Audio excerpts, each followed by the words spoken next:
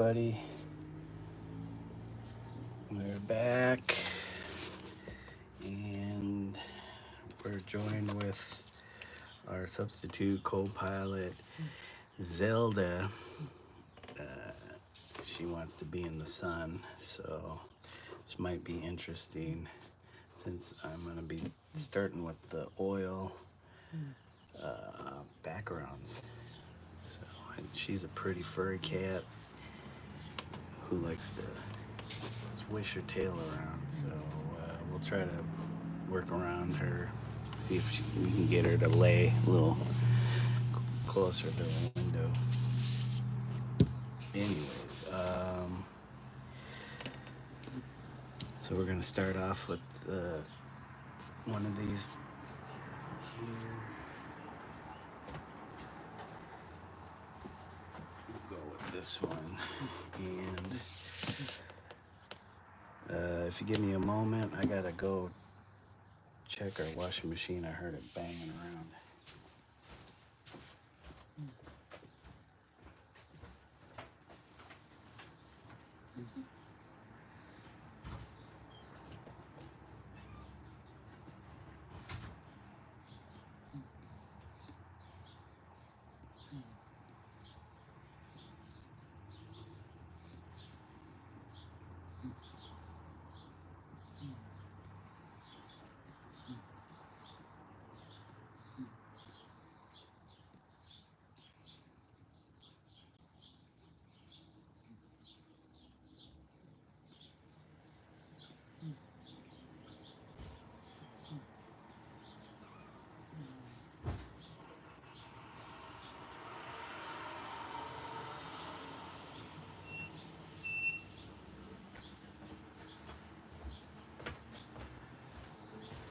Okay, yep, it was unbalanced. Just had to move some clothes around in it. And okay, Zelda, you're gonna have to. You're taking up most of the frame here. I don't know if I can move the camera. It's gonna get a little jouncy. So I'll move this camera over here so that we can have our space and Zelda can have her space. So, we're going to start with some color, some oils.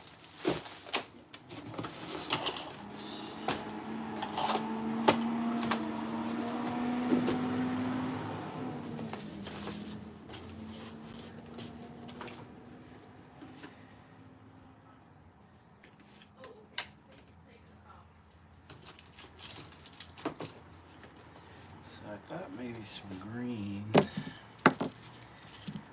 These are some pretty, that's Viridian, permanent green light.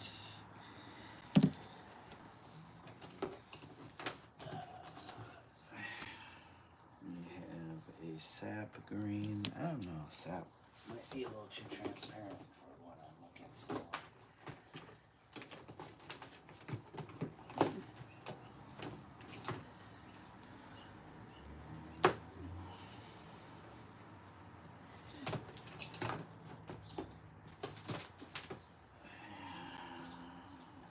Another Viridian. Yep, these are all pretty, assuming pretty old tubes. Again, I think I got them from a friend. He was going to Korea a long time ago. And so he just donated all these to me because he couldn't take them with him. So I don't know if we should add. No, first I gotta get my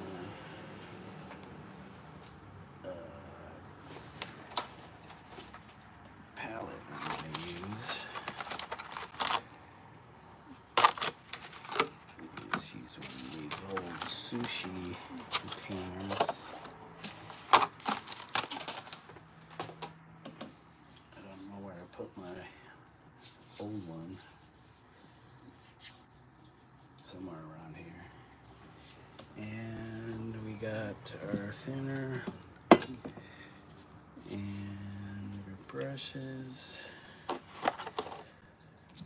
Let's try this permanent green.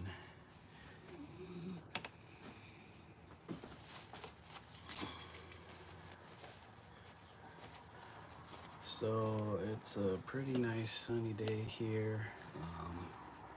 It was storming all last night into the morning. Since I had the day off, I got up a little later than usual.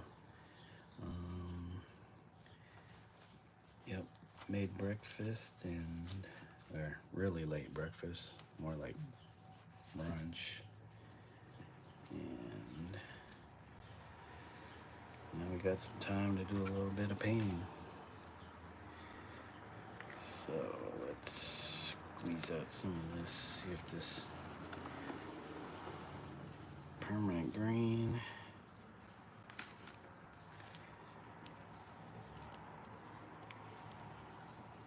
Is it coming out the end? Yep.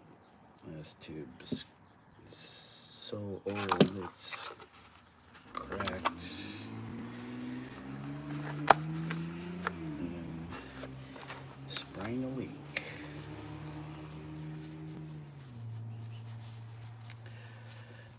So I don't know if anybody caught my semi-live stream from yesterday.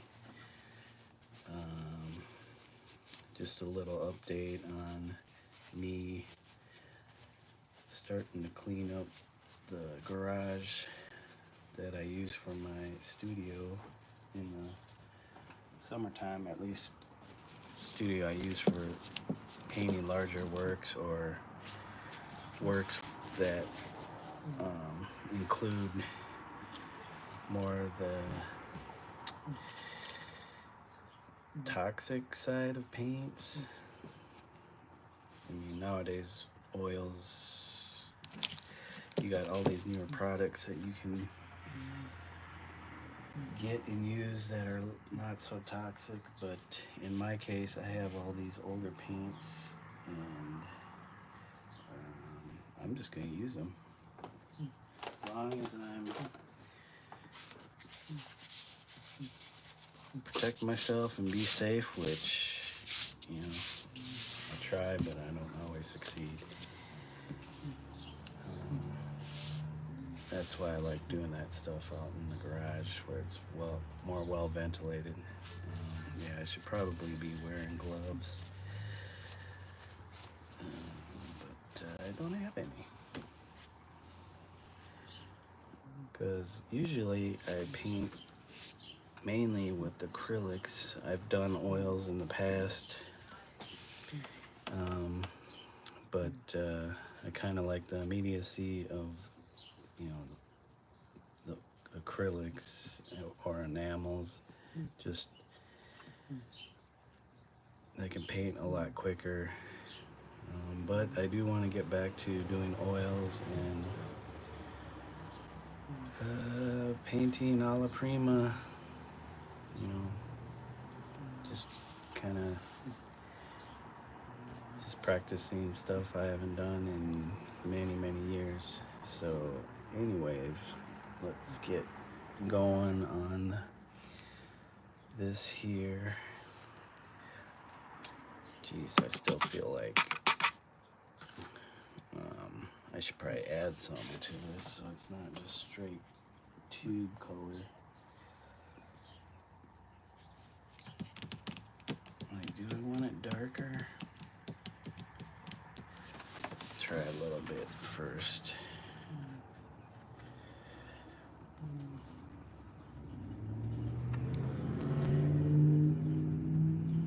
So I'm not really using any mediums with this, just whatever straight out of the tube, and the only solvent is if I'm trying to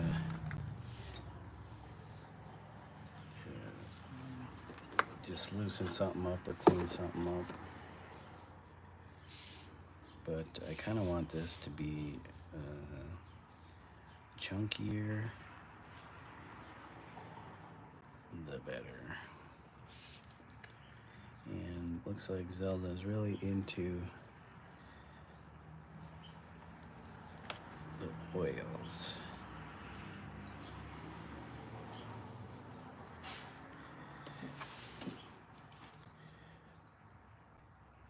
Yeah.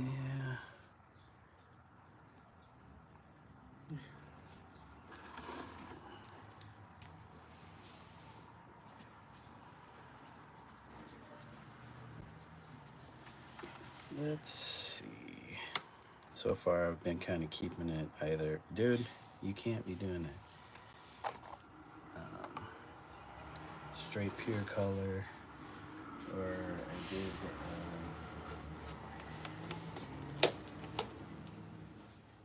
I did do a two-tone for one of the other pieces this last time. If I should go, screw it.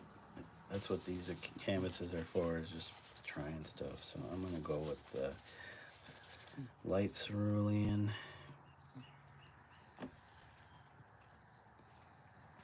Come on, guys.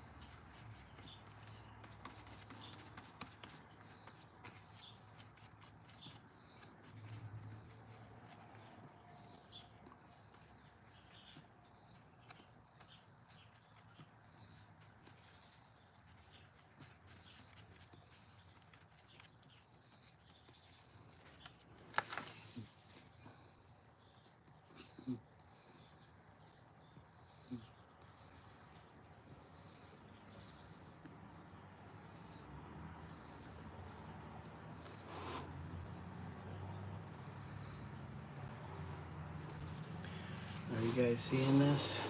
Just make sure keeping the painting in the frame, because I have a tendency to move this bugger around. And Zelda's gonna end up pushing my canvas here.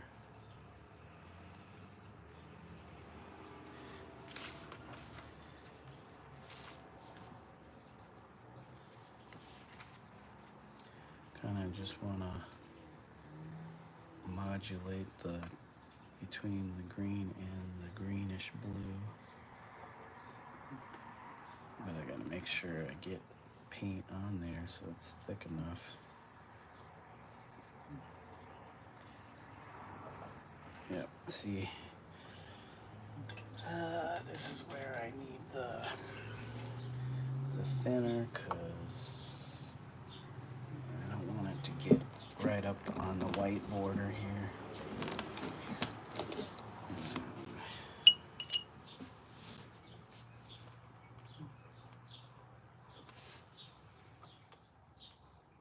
Yeah, it's gonna stain it. I gotta make sure I keep this brush. Gosh dang it, I need a better brush. This one's not gonna do the job.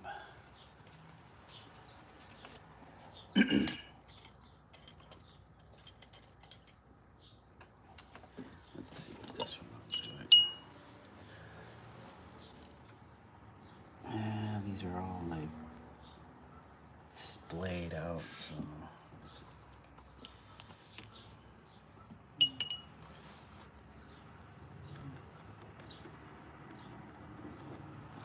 jeez, it ain't making any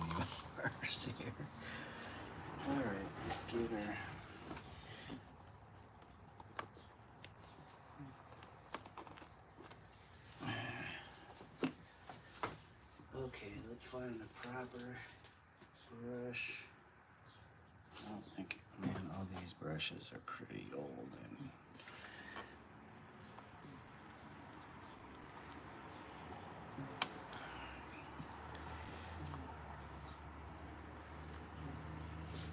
come on, guys.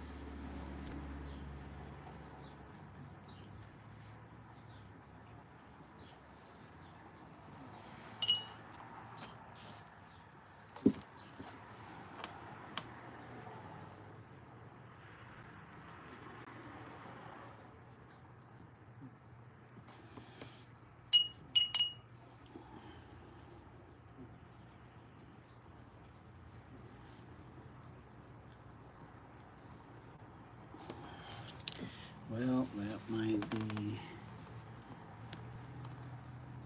the closest I'm gonna get to that. I'll have to fix that.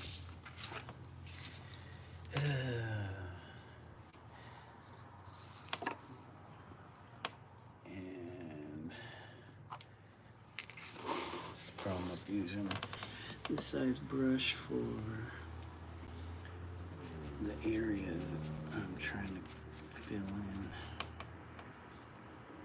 But we'll leave that alone, don't mess with it too much.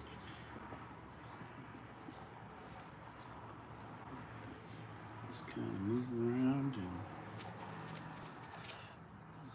and cover this bad boy.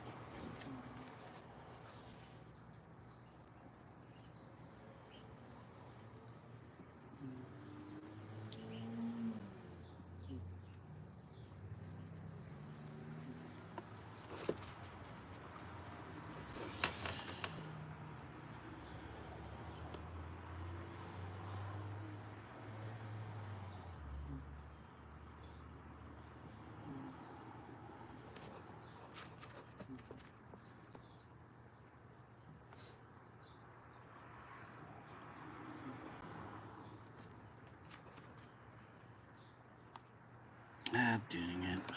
Of course I do it again. This one's gonna be a tough one. Maybe just not worry about it.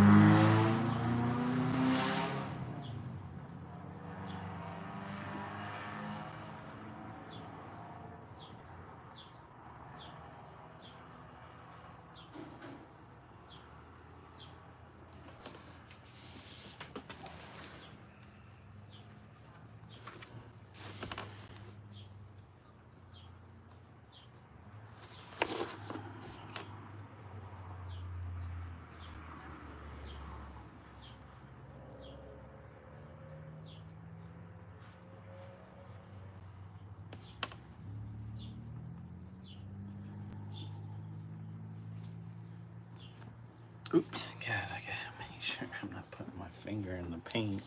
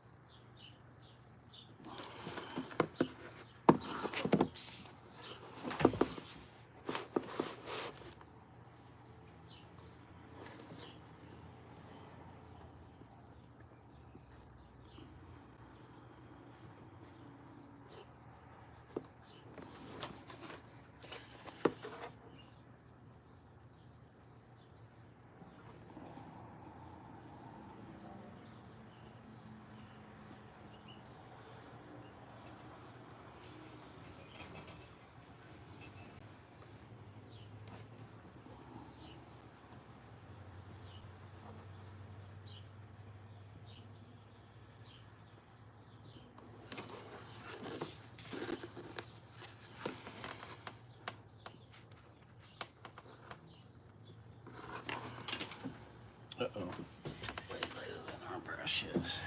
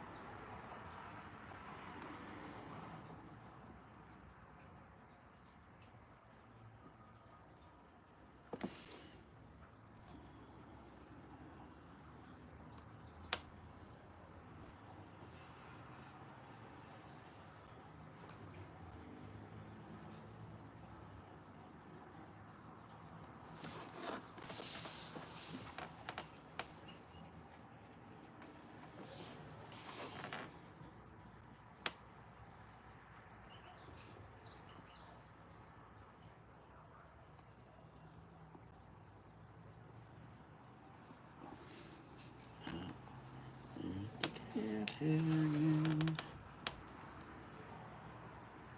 And you can hear the washer banging around again.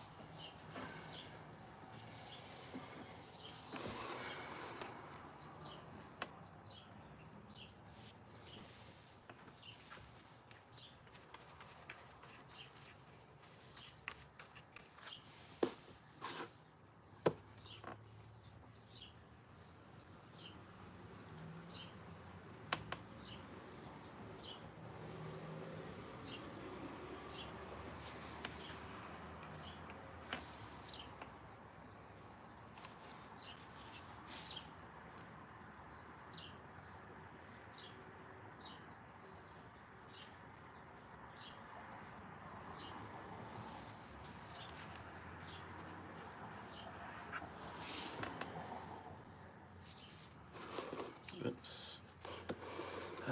Zelda, come on, you.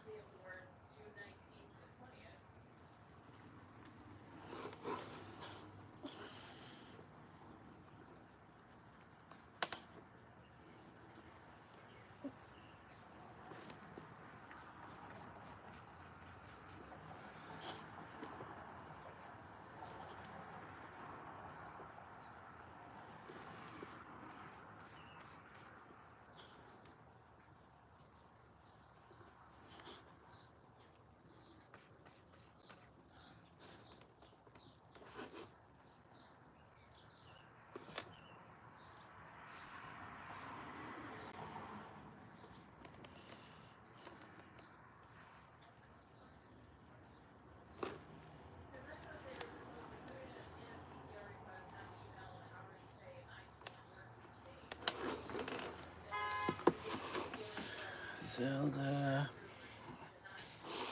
you're freaking me out. Because you keep getting closer and closer to my workspace.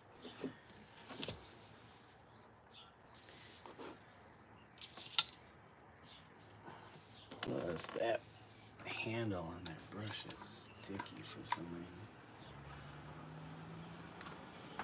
Well, not sure how this blue-green is working out. It looks good, you know, on the screen. In person,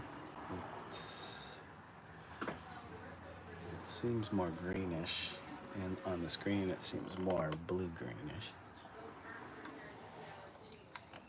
But maybe that's because I'm super close to it, and it's still wet. But we'll just keep going with this color, because we didn't really have much of a color plan other than I thought green. Whoa, almost blew it. Oh God, blew it that time. And there goes my brush with the paint on it.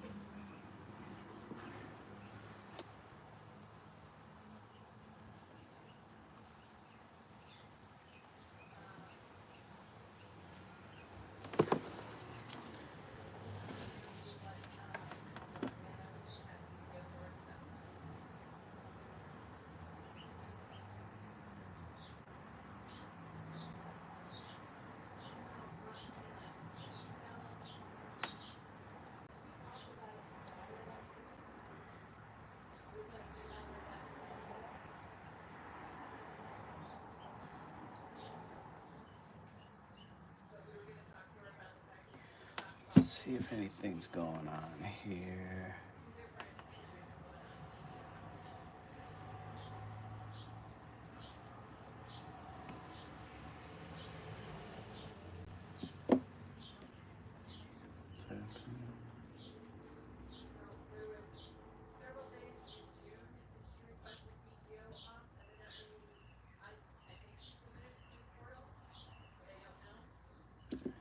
Okay, so we're going on. It's not working.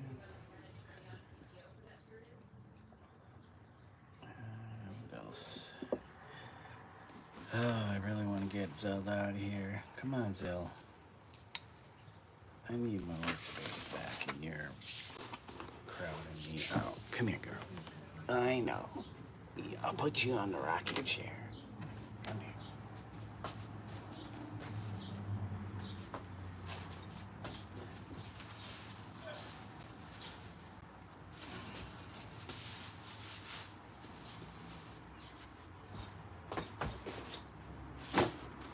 Okay, so let's get my camera.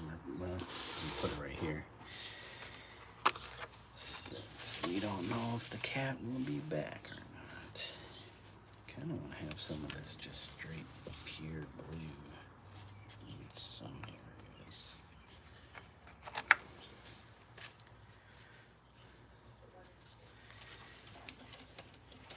Okay.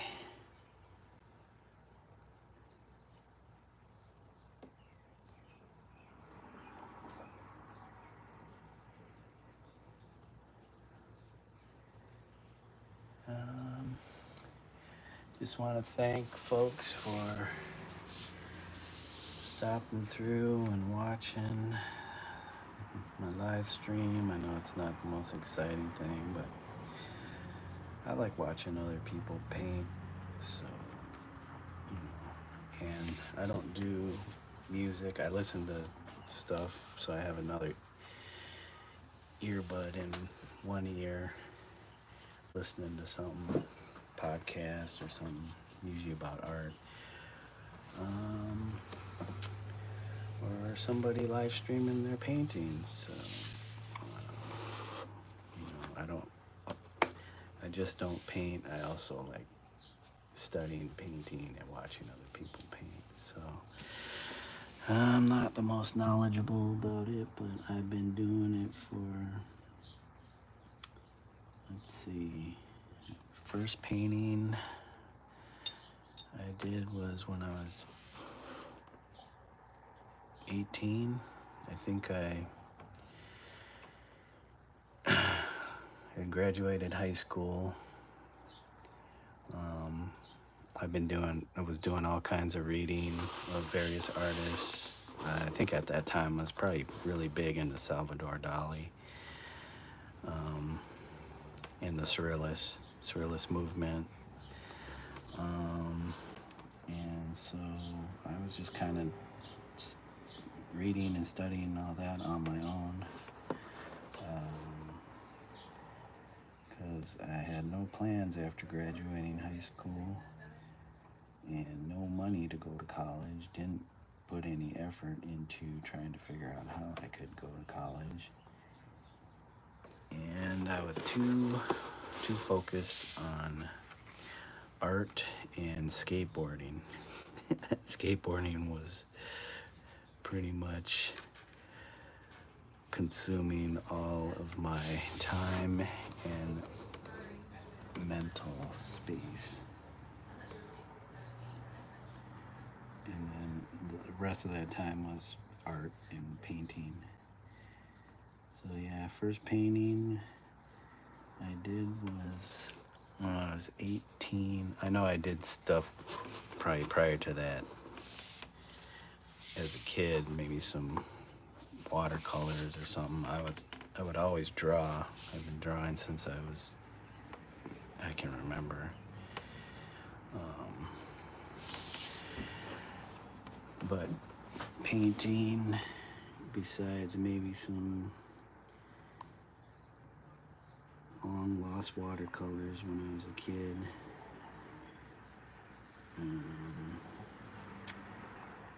didn't start until I was 18. And I pretty much got into it because I was watching a lot of Bob Ross, and before Bob Ross, Willem Alexander, who had a show on public television before Bob Ross, and he may have Bob Ross may have studied with him prior to his show. I'm not 100% sure about that, but I just remember watching those guys. And as I watched, it wasn't like I had the drive to paint. I just loved watching them do it and was curious, and would just, anytime they were on, spend my time just watching those guys paint. Now, I didn't want to paint like them. I just loved watching the act of them painting. So I think, well, I know I did some tempera stuff in high school, but those are pretty whack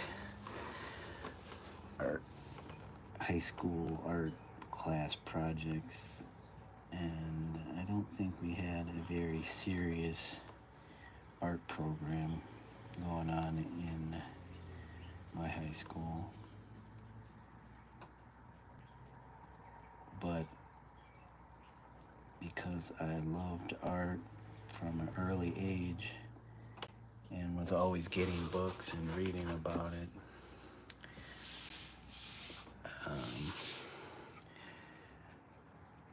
that was something I was really into, and was kind of, since I was doing it on my own, I wasn't too worried about those art classes in high school, because most of the time it was people who didn't care about art in those classes, and you know how high schoolers are in class where they're not interested in the subject matter. And at least in my school, would always complain about why we were being taught the stuff we were being taught, which is understandable. But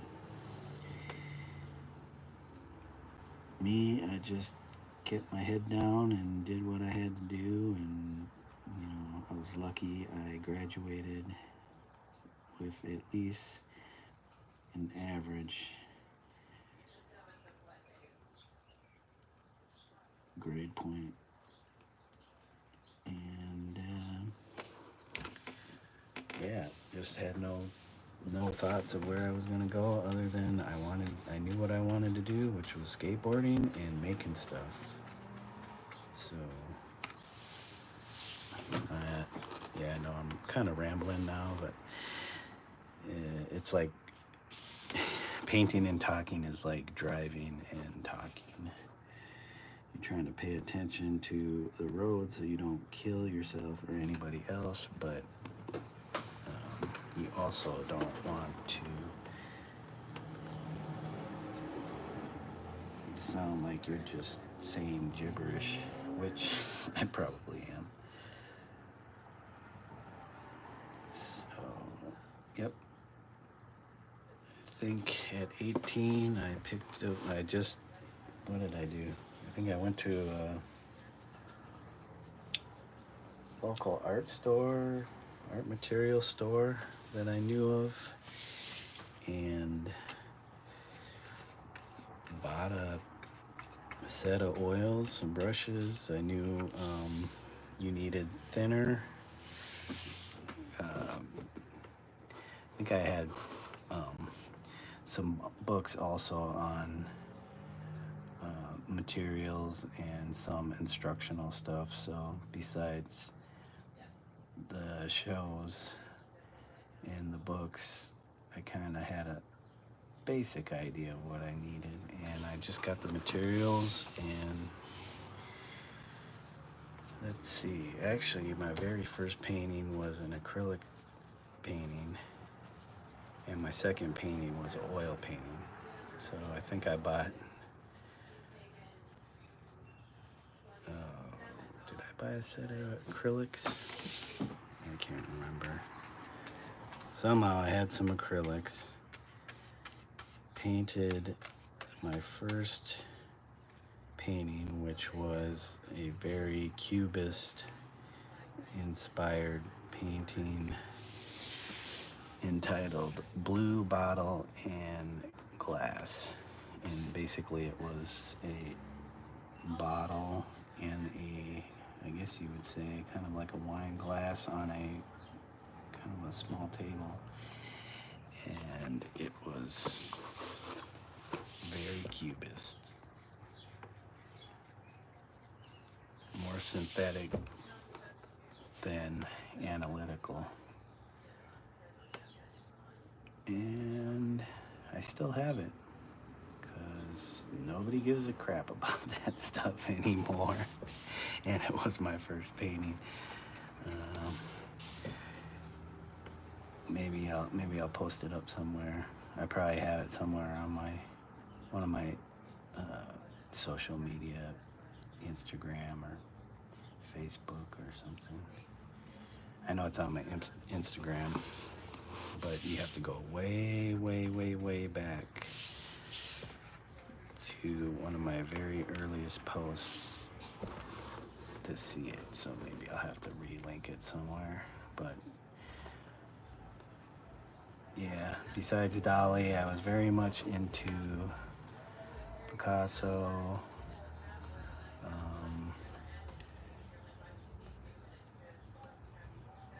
And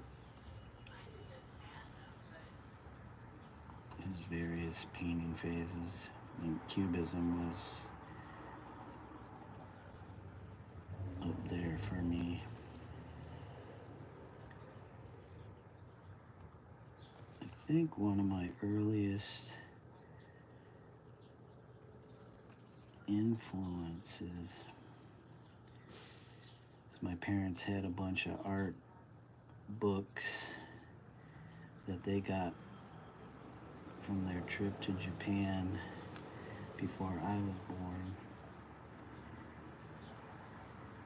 And one of those books was a book on Picasso.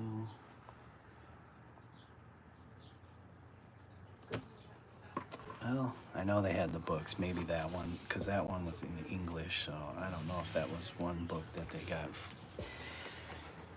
there, but I know they had a book on Van Gogh, and it was in Japanese, and I would just, as a kid, just flip through those books and just look at the images.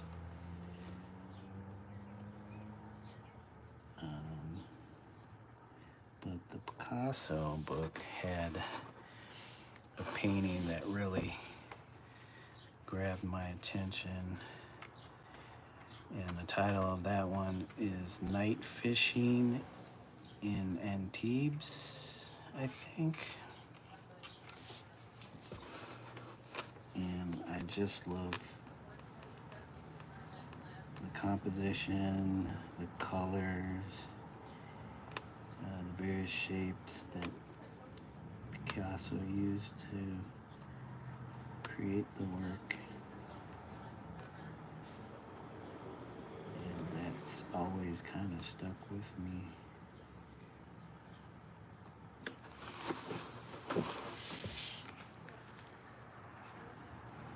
Besides those, there was a few books on the Japanese ukiyo-e prints. So I've always been very inspired by the ukiyo-e artists, especially Hokusai and Hiroshige and Kuniyoshi, and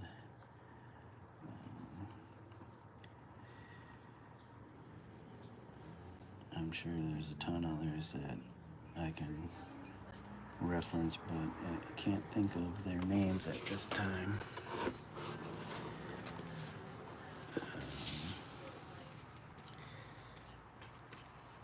So yeah, the first painting done in acrylic, Cubist inspired piece. Second painting, which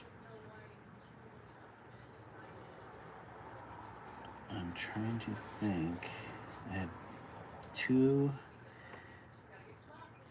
that I kind of did around the same time. One was a piece done on a 3 foot by 4 foot canvas,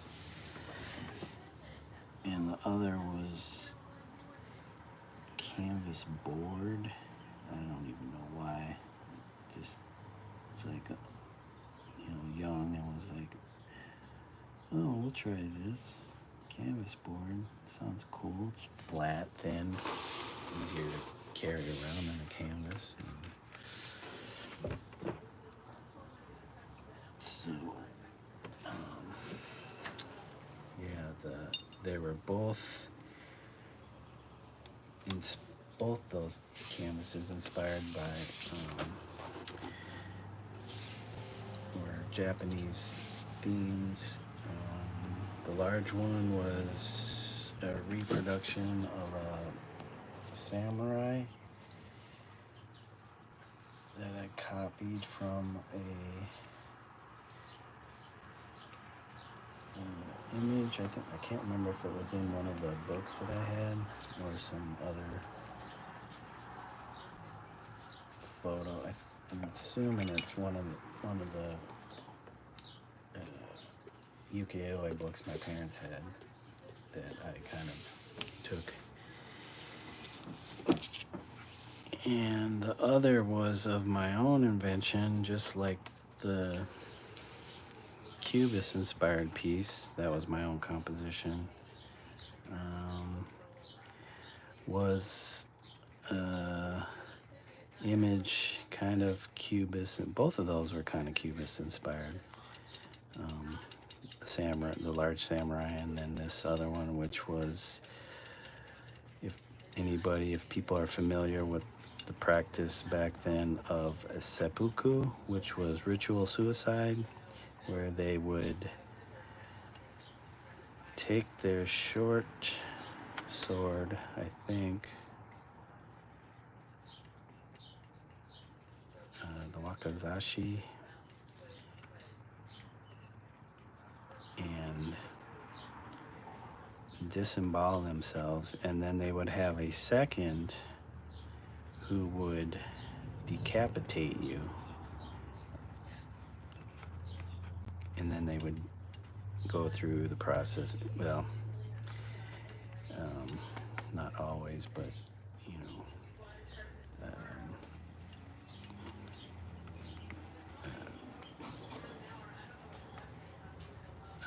kind of cleaning, washing the head, displaying the head, or whatever. I don't think they always did that,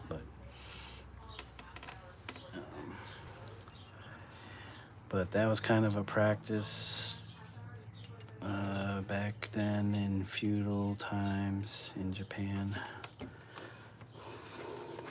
So that kind of, I think I had a book on Japanese samurai culture. Maybe that's where I got kind of the images or basis for those images from. And that also may have had the ukiyo-e print of the samurai that I did my image based on. So that was a copy, but the seppuku image was my own composition. So it was kind of set in a scene, and it was kind of Cubist inspired too. So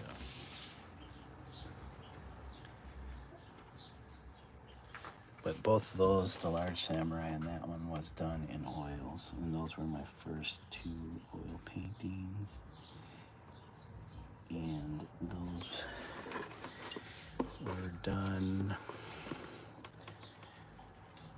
let's see,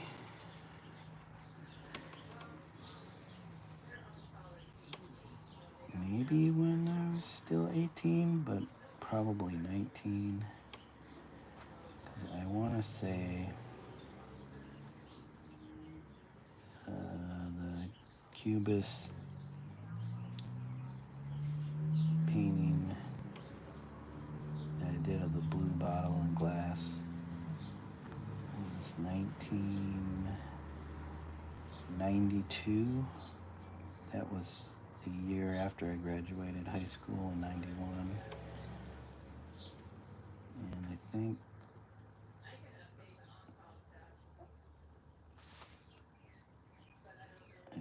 I was maybe still 18. But 92, I would have been turning 19 in July.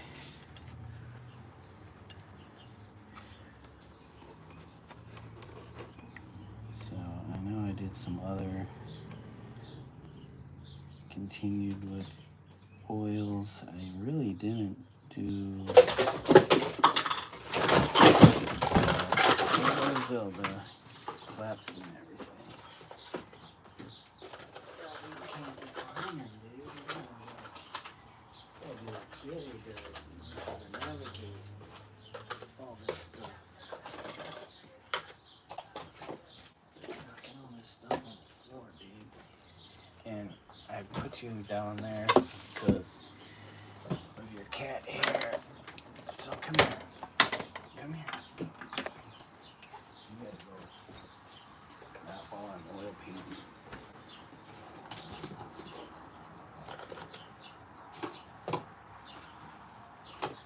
Nope. Nope. No. You gotta go. we'll find another spot to lay down. You cause trouble. And I don't need more mess. It's already plenty of mess around here.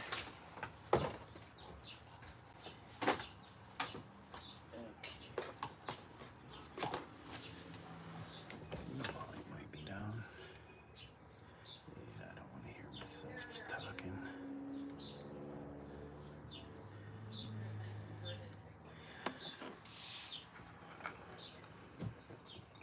No. No. You're staying down there. You're not coming up on the table.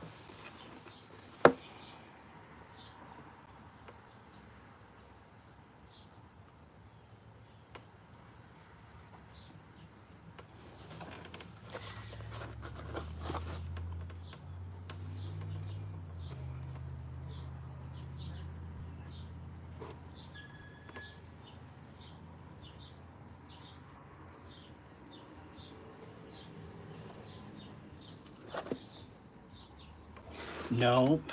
I swear, I told you not to come back up here right now. I gotta put a wall in front of where I'm working so you don't mess me up.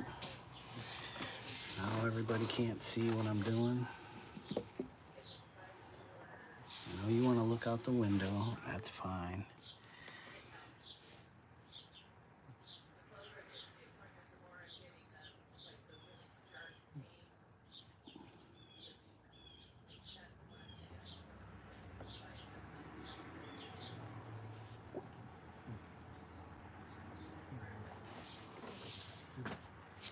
Okay, let's see. There's a lot of little islands of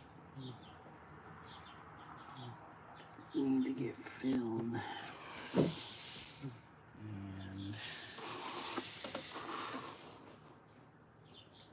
that's why it's going to take me a while to do this one.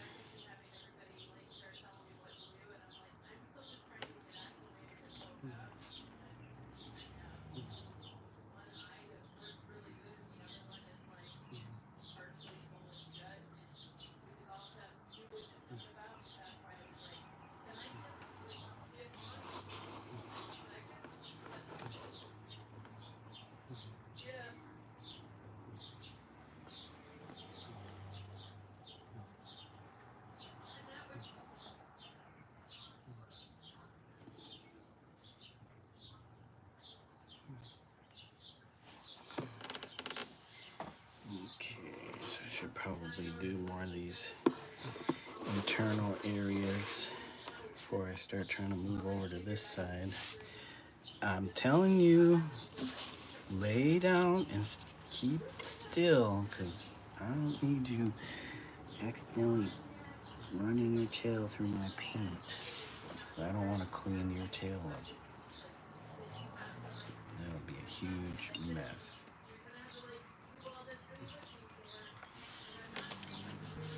Okay, so let's try these.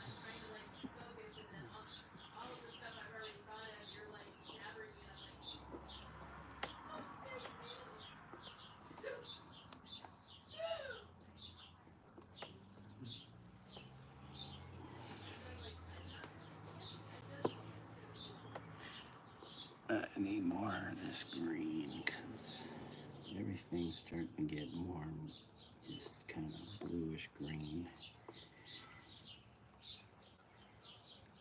And it would be fine if I was just going to do flat color. But that's not what's going on in here.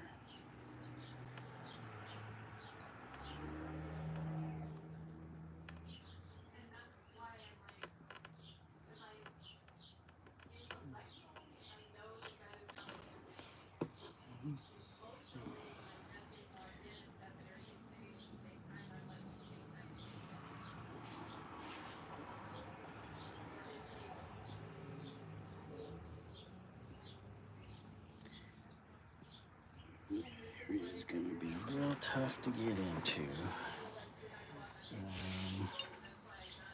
I almost need like a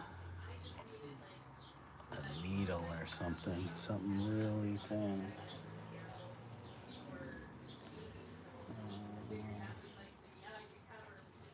I don't know if I have any.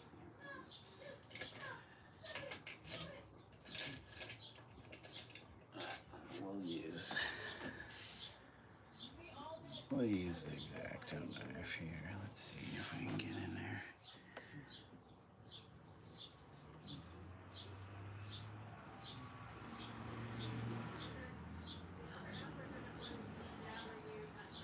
Got it. See, that's where you can't always rely on a brush, thinking a brush is going to do the job. Yeah. Use your wits and figure it out, or else you're going to have a screwed up piece. If that's what you want, that's fine. If not, okay.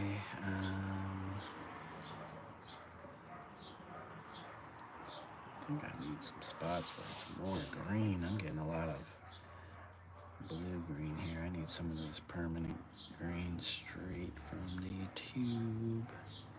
Just kind of put it in these areas here. Uh-oh. Well, I ain't gonna mess with that, because we learned what happened when I tried to mess with it.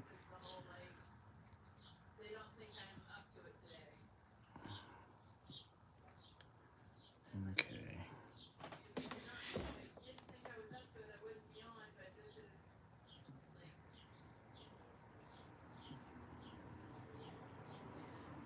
Okay, let's use this.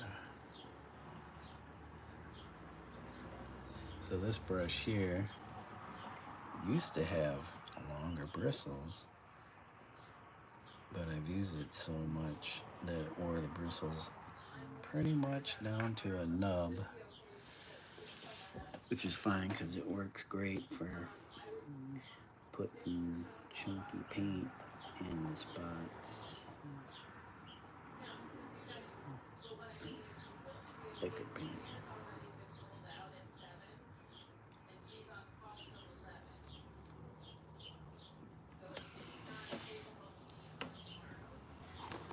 This is a Princeton Art and Brush Company short filbert. It was a number 2.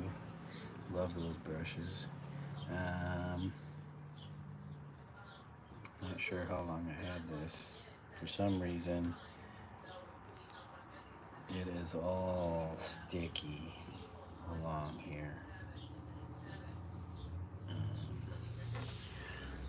I don't know if it ended up in linseed oil for some reason, because linseed oil is a, you know what, to clean up. Dang it.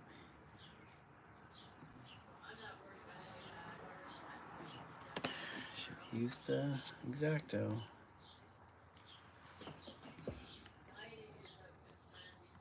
Oh, it needs to be right on the tip. Gotta get it right on the tip of the X-Acto knife. Well, that really blew it, because I got the paint not where I wanted it.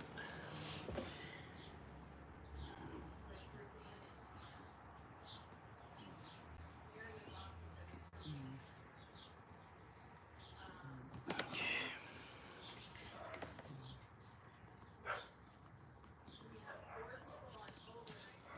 I wonder if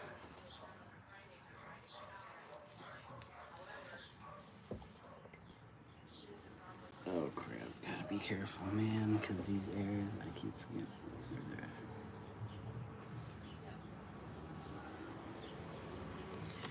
Well, alright.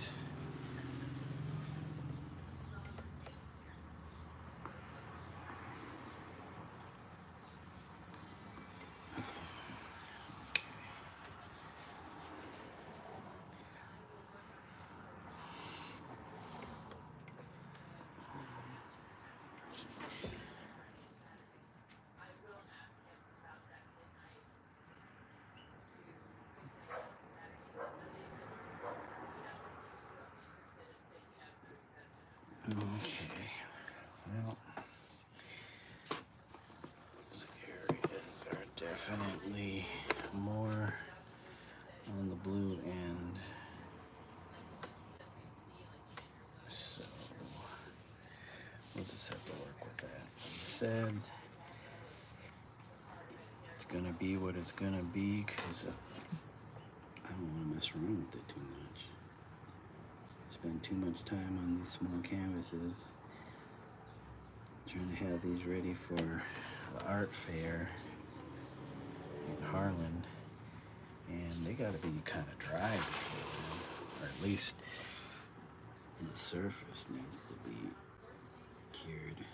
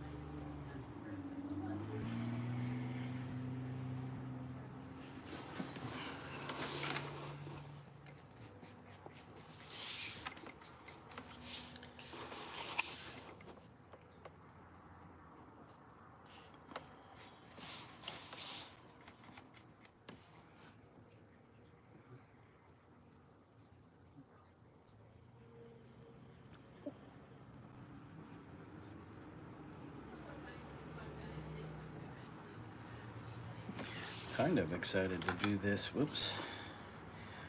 on a much larger scale. I have 3 canvases that are maybe 16 by 20 inches. They have stuff starting on there. There's quite a few layers to them. Maybe I'll show them to you guys later.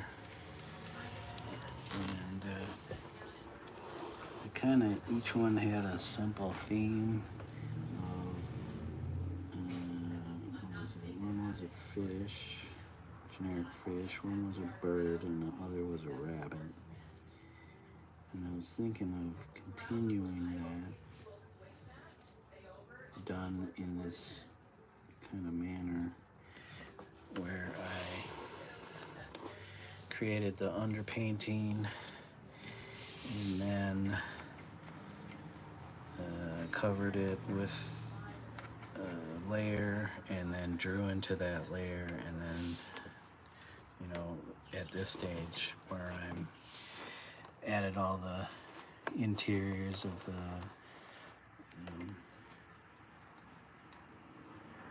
images, and then outlined it, and then did the background. So I'd like to try that on larger, because this is like that kind of like that game Operation, except it doesn't buzz or light up when you hit the wrong stuff. So, but I like to turn it into a game, and if it works, it works. If not, that's life. This process is pretty new to me, as far as like doing all these different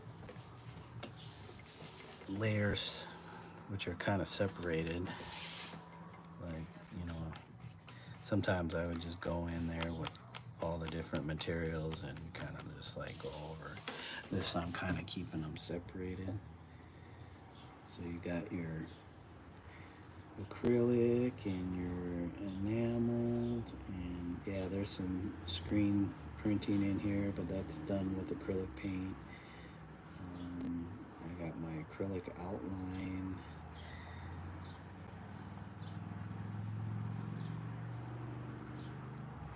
And then the first layer was the spray paint. Very first layer of these paintings I covered with at least 3-tone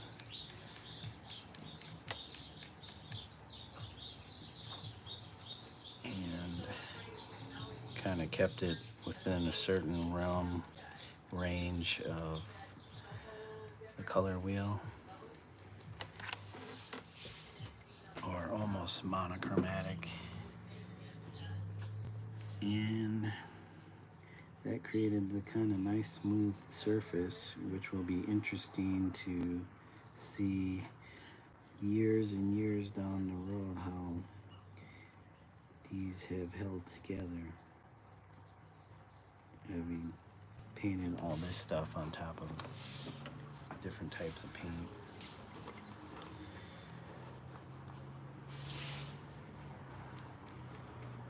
Yep, so it was the spray paint, which was the Krylon brand, which is, I'm assuming, some kind of enamel based, maybe acrylic spray paint. I don't know, because I've always felt they were solvent based paints, but paint formulas have changed over the years, and I'm assuming the old school Krylon is not the same as modern day Krylon. Anyways, it dried as kind of a pretty smooth surface, so that already tells you, or throws out the red flags, that some of this paint might not adhere very well to a smoother kind of enamel-y surface. But that's why I'm doing these paintings, to try them out, or try out the process.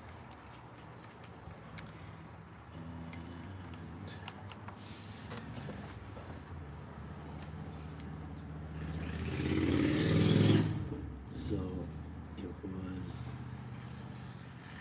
spray paint and a layer of acrylic, which is definitely artist grade acrylics. Golden, I think I was using golden products. And then, yep, the golden medium, the clear gel medium, and then with golden fluid, carbon black. These ones, okay, so I had 12, about, is it a 12 pack? And that's the other thing, I'm using pretty cheap canvases that I bought at Michael's, and I keep telling myself not to use them because I've had many experiences with these canvases because they're so thin, and either the cats put their claws through them or somehow something got poked through the canvas, because they're it's kind of a thinner, lighter canvas. And also they probably are made in China, so it's gonna be much cheaper quality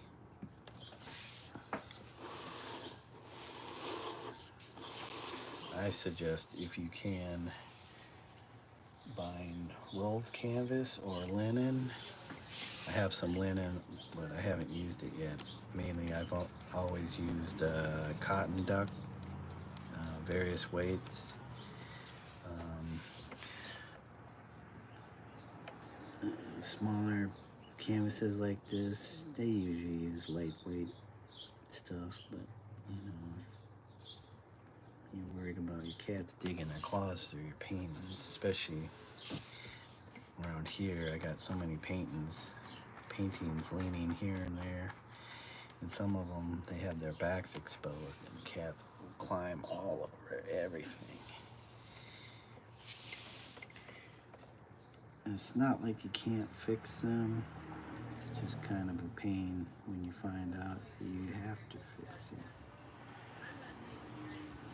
Especially right before you have planned to show the work somewhere. And you gotta do a quick patch job. Or maybe you don't care and you just, that's part of the piece.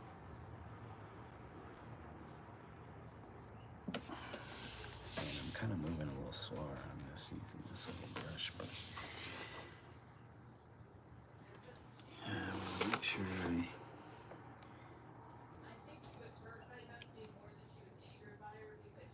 move along, but not so fast where I get too sloppy.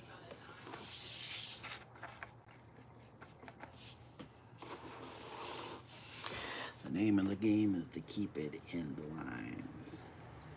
Maybe I'll do some other ones where it's just like, oh, whatever happens. You go outside, inside, over, under,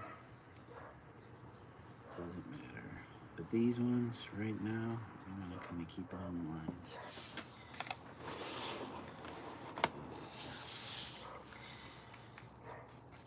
Isn't that what they were teaching you in art class in high school or grade school or middle school or whatever? Stay within the lines. Can't go outside the lines. Yes, if it happens, it happens. So I'm not gonna worry too much about it.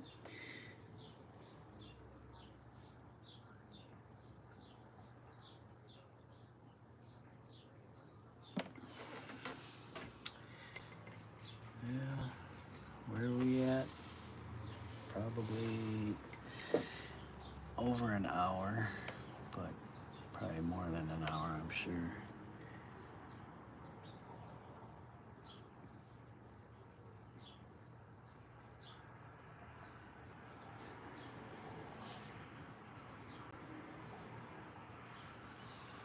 Get some more of this permanent green in here.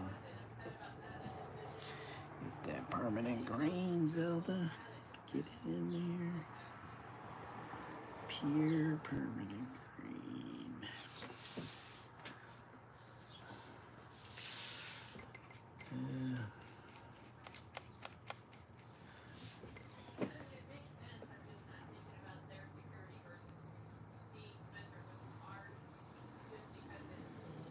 So I kind of went with green on this too because the under painting is like reddish. It's like an oxide red. And red and green, as you know, they are complementary colors. So I figured I would just go with that. Especially since you'll still see some of the red oxide kind of along the inside of the white outline. Kind of excited to do the outlines with a bigger kind of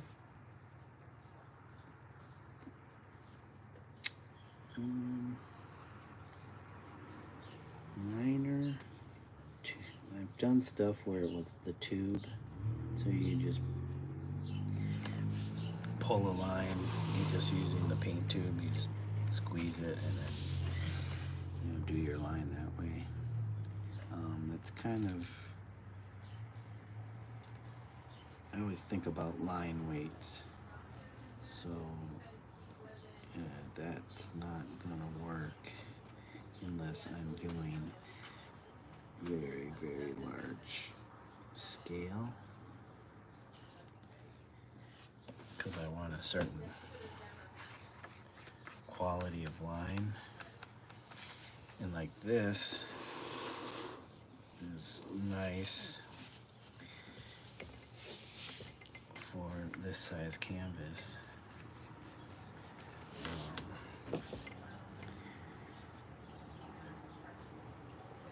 But if I move up to those 16 by 20, I might lose. You might lose the weight, the sense of the line if it's this size on that size canvas. So I'd like to find something that can create kind of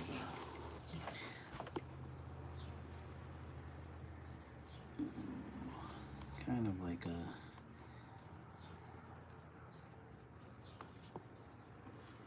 what's that baker's tool? You put the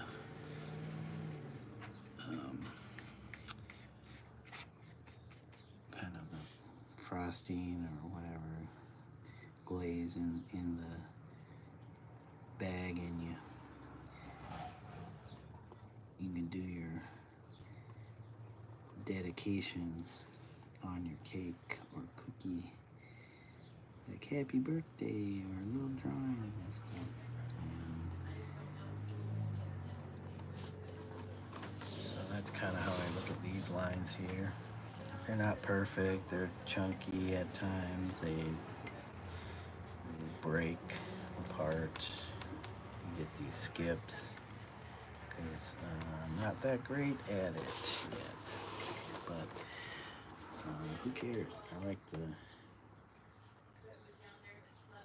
the feel of it. It's not perfect, and as long as it's kind of the thickness I need, it's going to be a rough line. It's going to be wiggly, wavy. I'm not doing architectural drawings, technical drawings. Now that'd be an interesting challenge to try to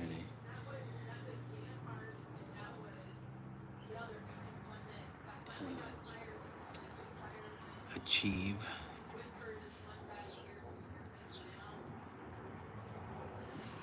Let's see here.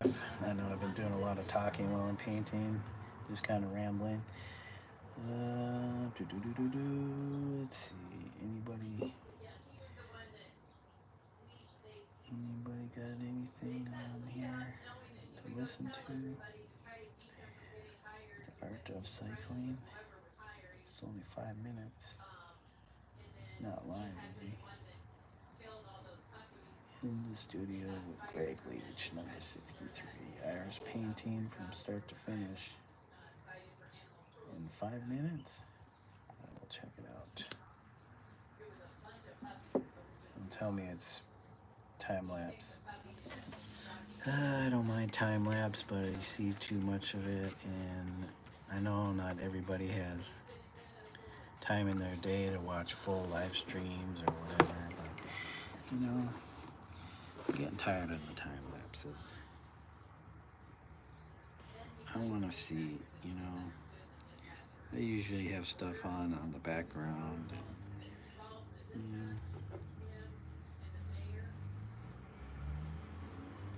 just kind of want to see the process a little more. Not just people zipping through like, I don't know what you're doing. All I'm seeing is the image like being printed out like a printer.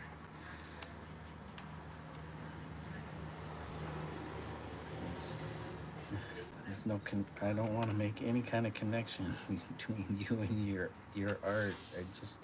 I just want to see the image. If that's the case, then I would just post a static image. Just post it on Instagram. Here's the finished product. And I know not everybody's into painting or whatever, but you know, stuff like that, that's what inspires you to get into this type of stuff. I mean, that's kind of how I got into it, was watching Mr. Alexander, Mr. Ross, or who's the guy, he did Secret City, Mark Kistler. You know, anybody that was kind of being creative and doing their art, it's like I want to see how they did it.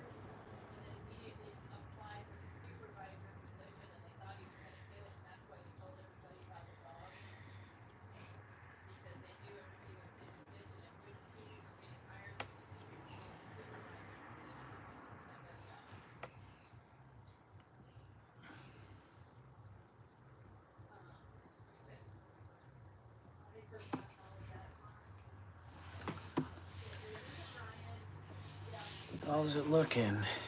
Is it looking okay? Too much glare? Got a lot of glare going on here. I don't know, maybe it's too dark. Maybe I should have had it brighter green. But, I mean, the flowers are already bright enough. The leaves are ochre gold. The underpainting has got all kinds of craziness going on, from the pinks, the lavenders, the black, the red oxide. You know, just kind of want to create a sense of some kind of depth.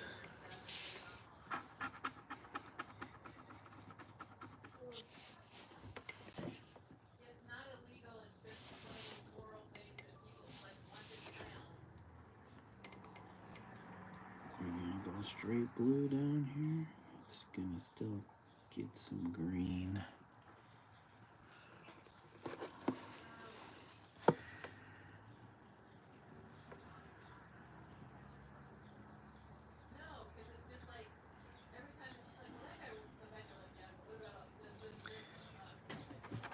So I keep forgetting that YouTube spans beyond borders. So if you're watching me and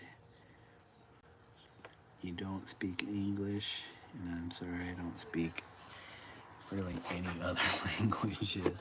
My Spanish is horrendous. I know some Japanese words, but do not ask me to have any kind of conversation. I can answer the telephone, moshi moshi, or wish you a good morning or day. Ohayou gozaimasu. Yeah, the usual suspects, but you know, if you want anything deeper, it ain't gonna happen. And when I was younger, I tried to study on my own the Japanese alphabet, and I remember having all the characters on sheets of paper all around this upper. I had taped them all around the edge of my room so I could study them. Almost like osmosis. But yeah, that was probably in my early 20s, and it's been 30 years now, and I don't remember any of it. Now, I'm pretty good at sounding things out because I know it's very phonetic based language. So if I can see the Romanized words, I can pretty much sound them out.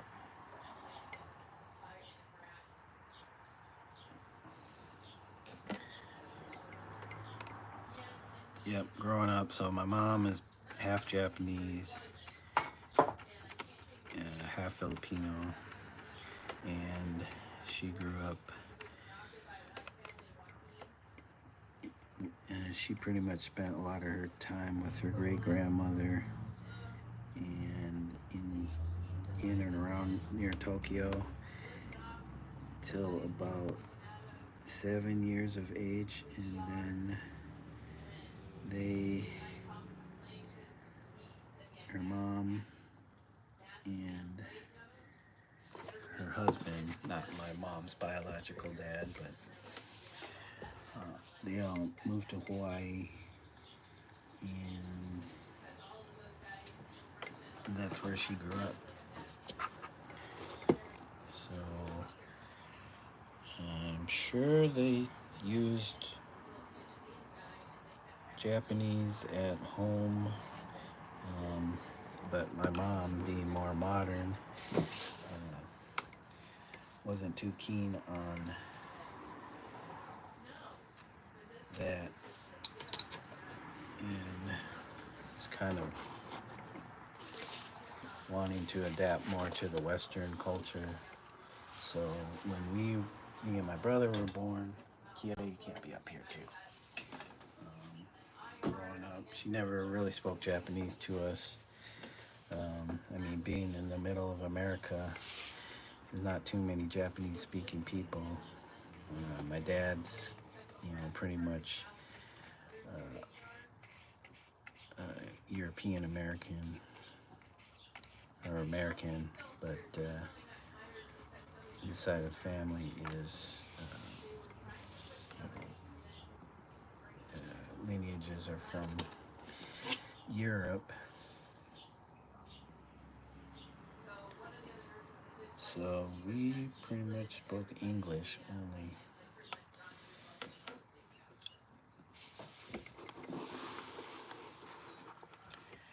In the household, which I'm sure didn't bother my mom.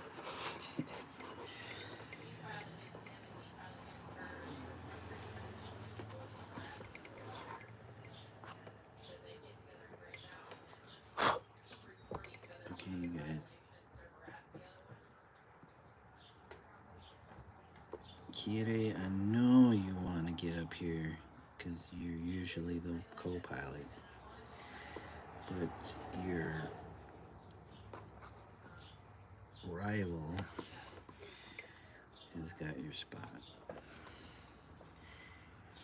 and I can't have both you on the table. I know you want some attention, but you guys might end up battling, and that's not what I need. Don't need battle cats. Don't need no battle cats.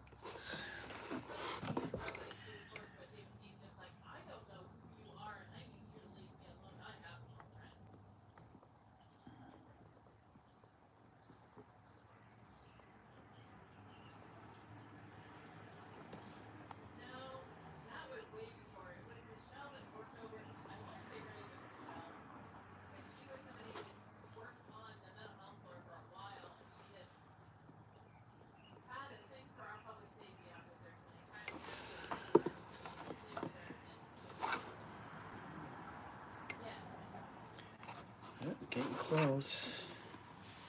I mean, there's smaller areas. What's this guy doing? Oh, he already had it started.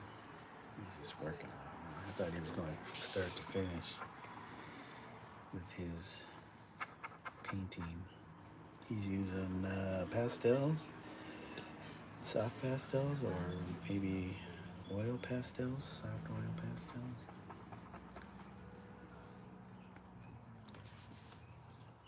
Anyways.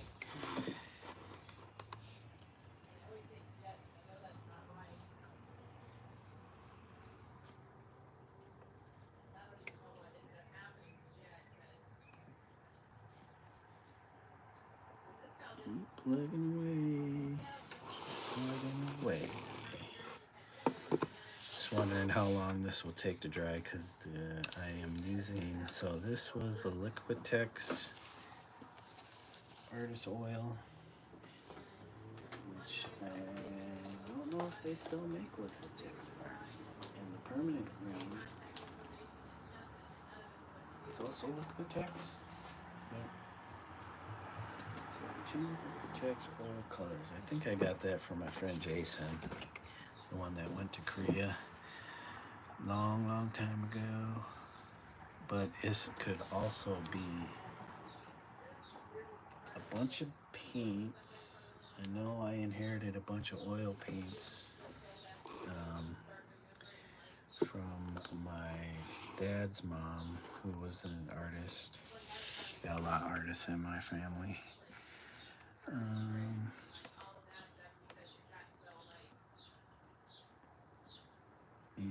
when she was kind of towards the end of her life, she gave me a bunch of paints. I can't remember if these Liquitex was from her or from my friend Jason. I know I had gotten a bunch of, and it's the brand is called Dana, D-A-N-A, from her, and most of them were tubes that weren't even opened. They were brand new tubes. I still have those. They're around here somewhere.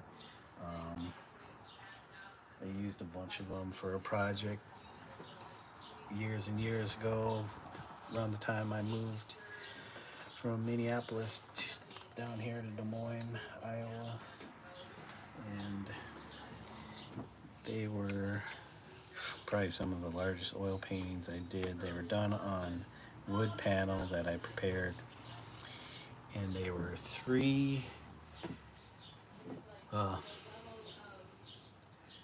each painting consisted of 2 panels. The panels were 4 foot by 32 inches, so that would have been 64 by 48 inches, so about 64 is going to be maybe 6 feet. Let's see. Now I'm having mental block.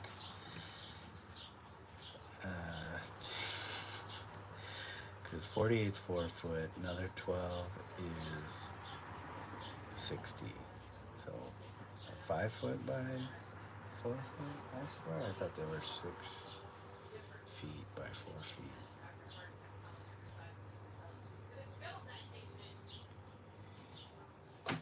Anyways, so there was 3 different, which I'm gonna call mural, because that's what they were supposed to be for a restaurant in Minneapolis.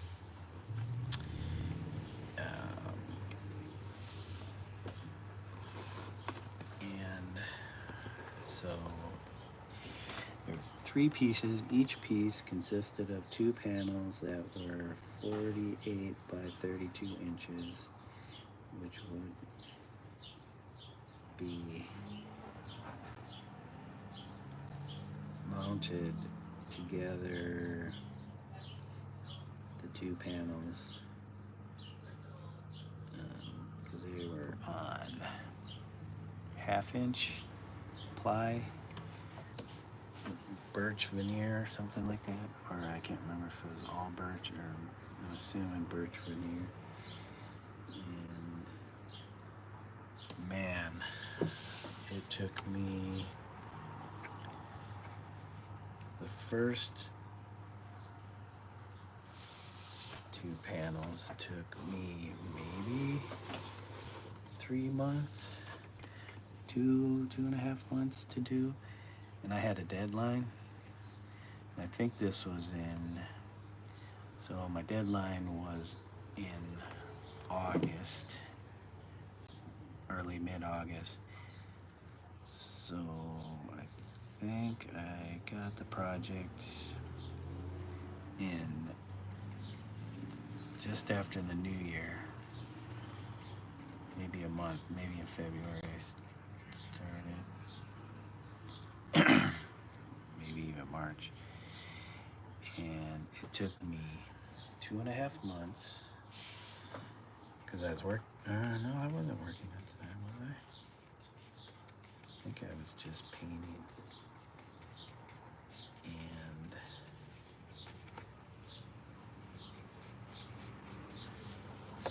maybe it was 3 months because I had two, afterwards I finished that one, I had 2 other pieces, 2 panels each at 48 by 64 inches, all in oil, to do in 3 months, and it took me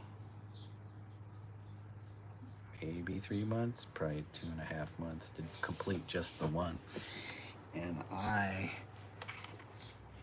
was working all day, sometimes into the night. I would, towards the end there, I was like, you know, I'd get like an hour or something of sleep, you know, get back up and continue painting. That was probably the most grueling of projects, because I was literally painting like 18 hours a day with short breaks in between. And I got it done. Well, I got most of it done, and I made the trip up, and I still had a little bit of time and a little bit of things to finish on the last panel, and I was working on that, staying at my brother's, and I was working on that at my brother's, trying to finish the last little bit to finally submit to the owner of this restaurant, because he's the one that paid for it. And I got it done, and somehow, I don't know how, it was dry enough to be able to be hung. And my dad did the hanging.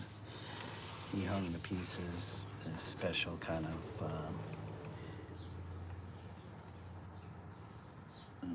method where,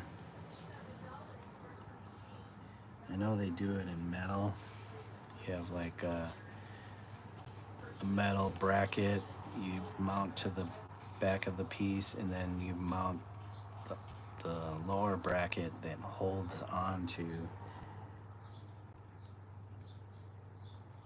or the bracket that's on the painting that mounts onto that bracket, which is mounted to the wall. And my dad kind of did something like that, but he did it with wood, and it's supposed to be really secure, and it worked great, looked good. These were paintings that were basically mounted in rooms where people would be eating, so their backs would probably almost be touching the panels, and I wouldn't be surprised if they were touching some of these panels. So that had to have been mounted so securely, because they were pretty heavy panels after all that paint was applied. And we wouldn't want anybody to get hurt while they were enjoying their food. But anyways, found out years later the restaurant closed. They just couldn't keep going because some of their chefs were leaving, and it was hard to maintain, I guess, the quality that they wanted. And then, because this was in Minneapolis, and then they were, I think they were closed by the time the riots happened in, was that 2020? And I know the building they were in, because it was along Lake Street, got vandalized, as well as many other businesses along the corridor. Which was funny because the police station and all that, where that stuff happened with George Floyd, was way on the eastern end of Lake Street.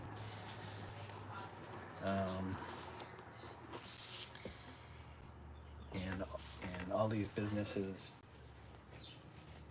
got vandalized were in the uptown area, which was way on the western side of Lake Street. But I guess there's no discrimination when you're protesting.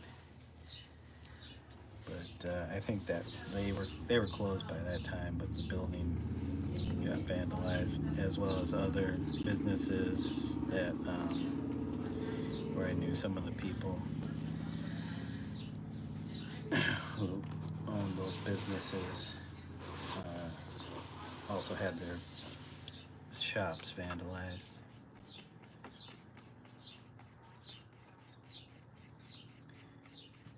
I know, I understand people get angry. They see these injustices, and I don't blame them, because they feel like shit don't change in this country, or if it does, it changes too slowly or barely changes enough.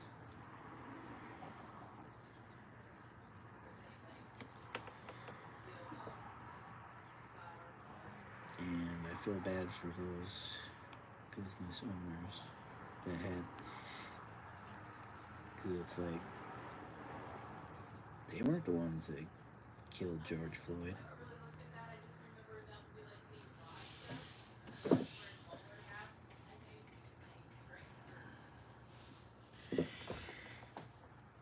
I guess if you're a part of this society is what killed him.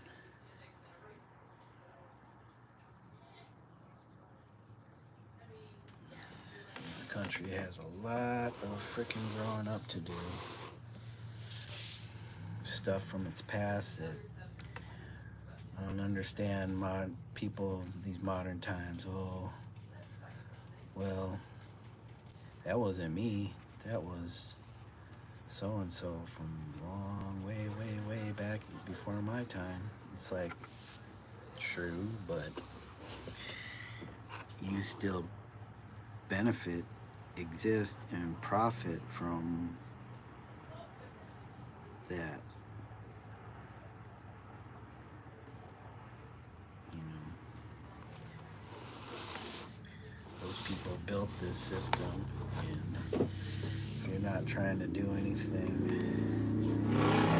make it better, you're just existing off of what they built and adding onto it. But that's a way bigger problem.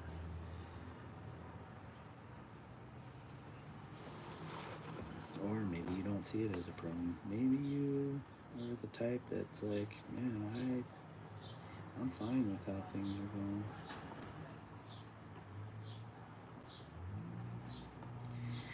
That you're right. Just don't bitch and complain when some protester smashes the shit out of your business.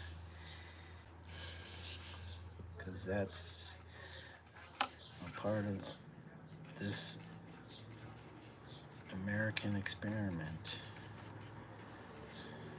We all gotta live together, whether you want to live with one another or not. I don't subscribe to you have to like or love everybody, but if you're going around spreading hate and trying to kill people and destroy people, then that's something I'm not into.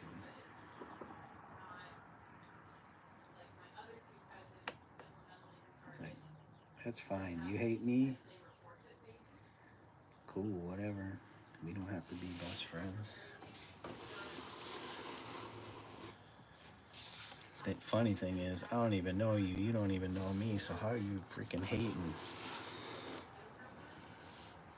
You just hating the hate. You just hating because somewhere deep inside you, you can't come to terms with your own existence, a human being on this planet. You're always blaming the external for all your problems. It's like maybe take a look at yourself and what you're bringing to the table. Anyways, I'm just ranting right now.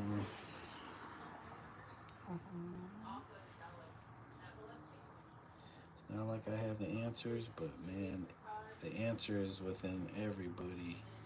And if you're not trying to find it, then you're basically the problem. If you're not trying to find a solution to be a part of and inclusive, and I'm not saying you have to love or like everybody. You just gotta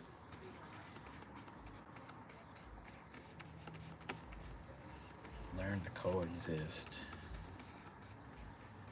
You know, if you want to stay locked up in your compounds, have tons of guns, cool. Just don't be mad when other people have their compounds and their tons of guns.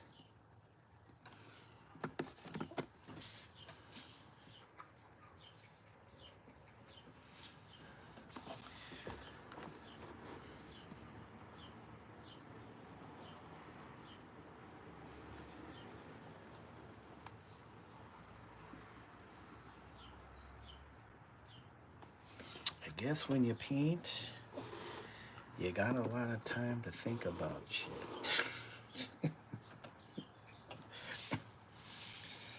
And you can express all that stuff through your work.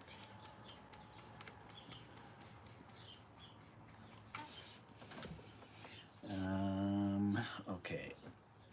I gotta strategize on this because I know I'm gonna be holding this canvas and I don't want to put my fingers in the wet paint and do something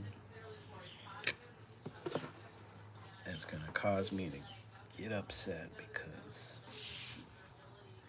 I wasn't paying attention. So let's see.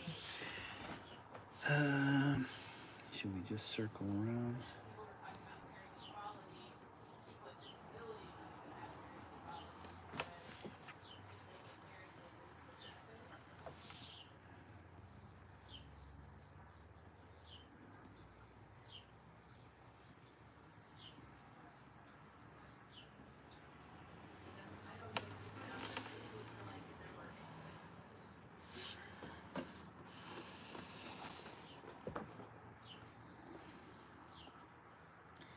So it is, what is today? The 11th or something? 12th?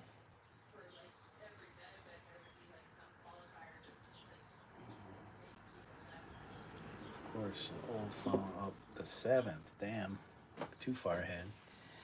So I got till June, not even June 2nd, because that's the day of the event. I would like to have these done in the next week at least, so they have time to dry. I can document them, maybe do some prints, some small prints to have also besides the originals. I mean, these originals could sell because they're smaller and priced lower price point, but still ain't gonna make them cheap. That's why I do the prints. Because if you can't afford the original, you can always buy a print. I know it's not the same, but you know, an artist, people think art is just like, oh, you don't do any work.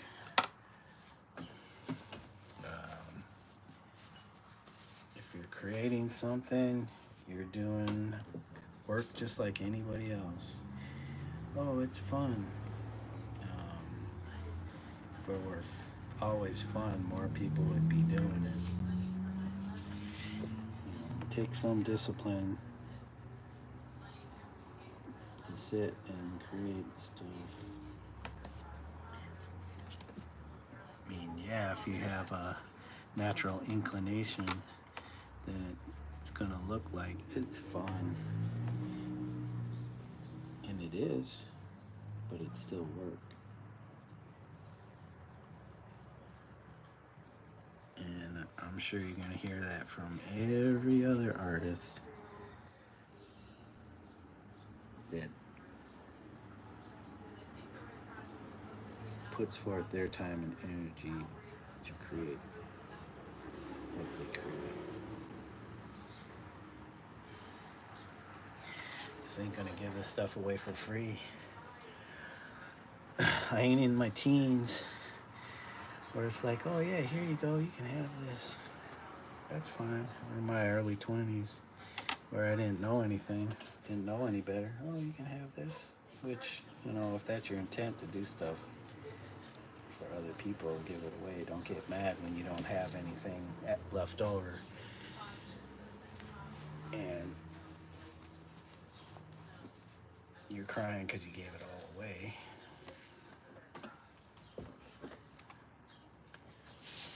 Some people don't even like to show their work or even sell it, which is fine. It's like eventually you got too much work, and if you're continuing to make more work, unless you got lots of money and you got storage, place to store it all, or hang it all, or keep it in rotation in some gallery or somewhere, you're gonna run out of space. Like I got tons of paintings hanging on my walls here, and ain't got no more wall space, or so they're leaning up against one another. I got more half-finished paintings around here than I do finished paintings, but I still have a lot of finished paintings that I have on my walls. And most of them some of them are framed, some are unframed. They just need a place to be. And if they're not hanging, they're in some pile or leaning up in a pile against one another, and nobody can see them.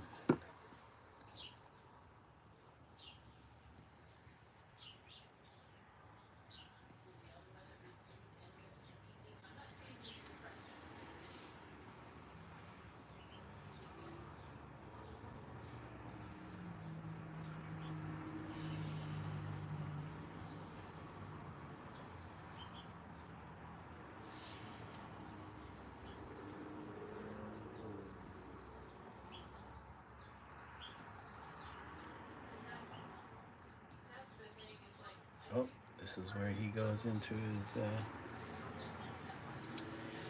time lapse. I'm still watching that guy. Man, really makes me want to get. So, let's see. When I moved out my dad's place. I was 23. I moved in with a bunch of friends of mine, um, and to a duplex that a friend, his dad owned. And there I started a lot of oil paintings, but also um, doing oil pastel stuff. And I've been thinking I want to kind of get back into doing drawings again in oil pastel. I have tons of paper.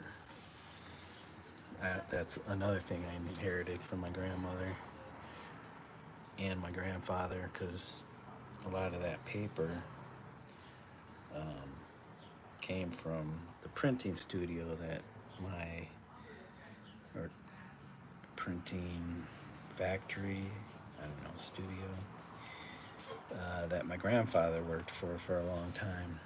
And back then, the printers were huge, so the paper rolls were huge.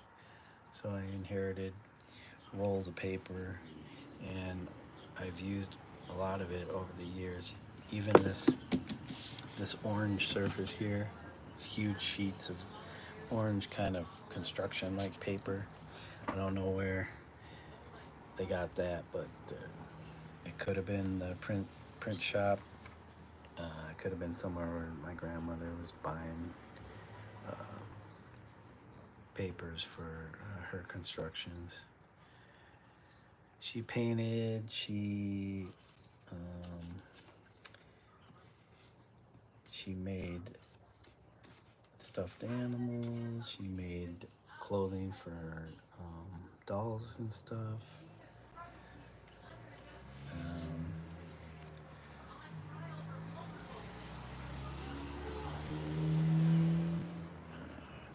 I'm sure she did other stuff I wasn't too up on. All I remember mostly is that she painted, and just like here, a lot of her paintings were hung up around the house. I have a bunch, not hanging up here, but in storage. I should, but we need to do work on this house, and I really don't want to hang up anything of importance, even though I have my work hanging up here.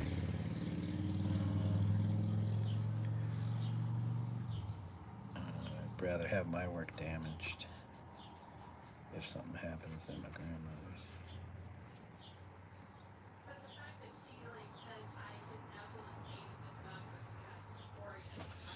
We're getting close.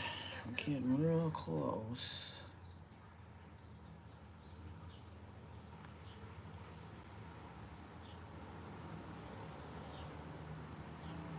Getting close. Well, I used most of this paint that I squeezed out, but there'll be a little bit left over. I don't know why I squeezed out a little dollop of the cerulean blue, since there was still plenty, and yeah, it got a little muddy, but I guess I didn't want to do the pure blue. Doesn't mean I can't still go back here, kind of look for spots that are thin. I was trying to get like a kind of a thick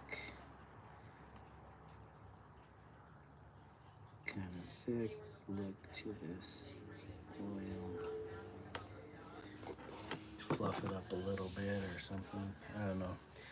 Probably shouldn't try to go over it too much.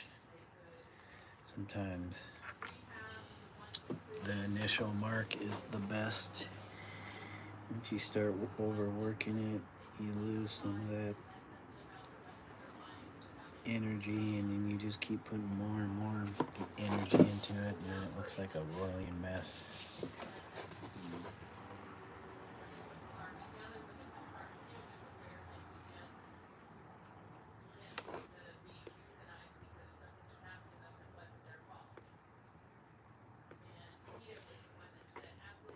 Okay.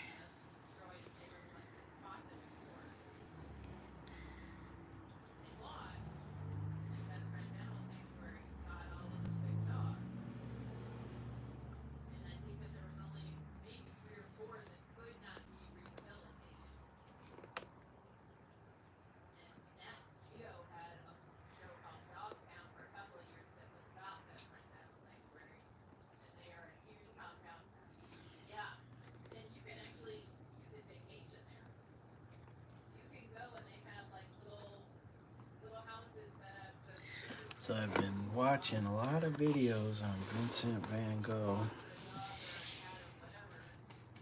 and I'm really, really starting to appreciate his surfaces.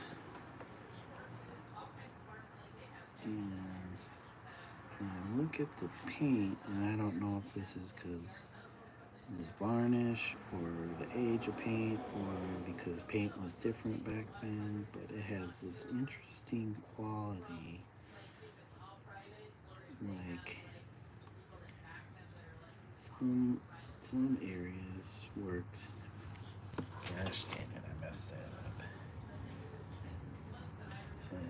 Looks like toothpaste. Like the kind of semi-glossy, just you could see the liquid. Just the paint just looks. It's hard to describe. It has a certain feel to it that I can appreciate.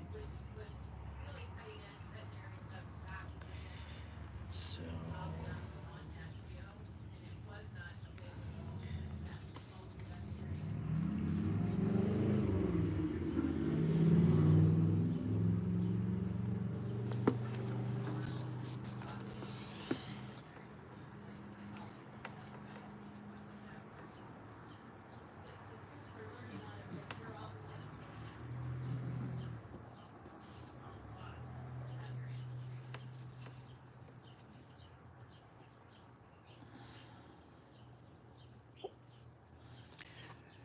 all right, Mr. Leach. I thought that was supposed to be 5 minutes, but ended up being 17 minutes. He didn't finish. I mean, it looks good.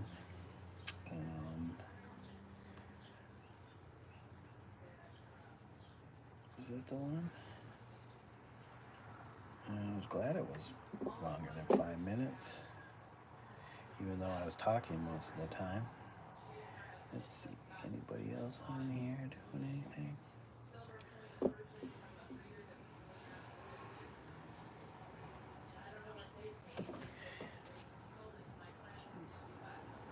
Oh, David Cho. I don't know if anybody's familiar with David Cho. He's a Korean artist. He's pretty well known in probably I mean, all around. If you're into arts and you're of my generation, born in the 70s, or even millennials, he's a character, but he's pretty well known for doing a mural for Facebook offices, and instead of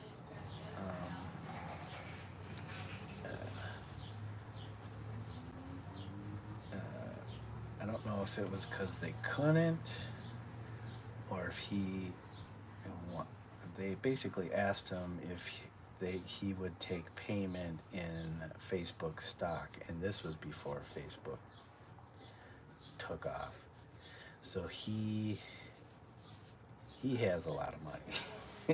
he's come into a lot of money. I'm sure Facebook is still making money for him because he did this mural in their offices. I'm assuming that's somewhere in Silicon Valley, California. But he's been posting a lot of what he calls his show,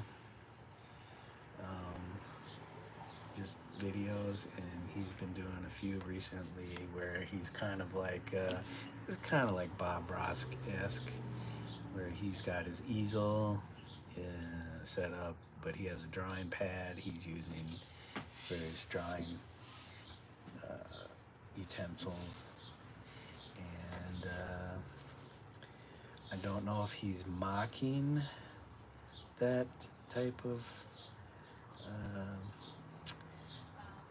demonstrational art thing, or if it's, I'm assuming it's all of it. He's been doing art for a long time. I'm sure just like me, he's been doing art since he was a kid. And I don't know if he's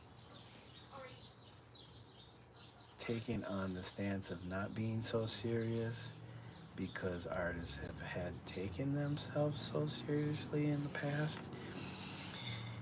And modern day artists are going through this crisis of I'm assuming what it's like what it's like to be an artist, or how to be an artist in this day and age when we are coming from a long lineage of artists, other artists who've come before us, who have paved the way for our generation of artists. And so we're going through a crisis of what it is to be an artist in contemporary times. Especially when you see long past artists' work garnering huge prices for their works at auction, and your living artists are lucky to sell, something, anything of theirs. It's an interesting, I wouldn't say it's a dilemma, because it all comes down to the artist. It's all how much work you put into it, but then you have to realize there's a certain system, and if you don't learn how to play that game, you might not be as successful as you would like to be. And to me, it all comes down to optics. Everything's an image. We see that these images that were basically created because of other past artists, of what it looks like to be an artist or a successful artist. And I think a lot of people got stuck on that boat or wagon or bus of the image of the famous successful artist, and that's what they seek, instead of just doing the work and being artists.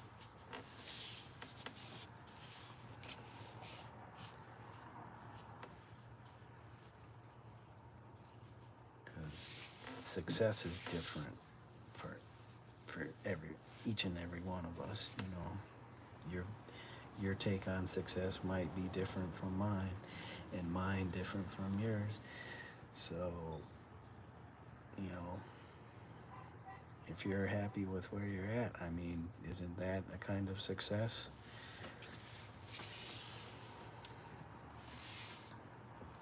I'm not saying it's going to always be easy or hard. Some of us make it harder than it should be.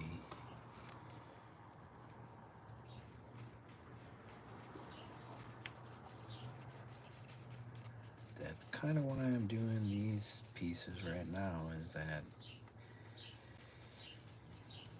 I've always, not always, but I've been struggling with you know, what to say with my artistic practice, instead of just, you know, just doing it. And that could come later. I know some people are really good at that. They know exactly what they want to say.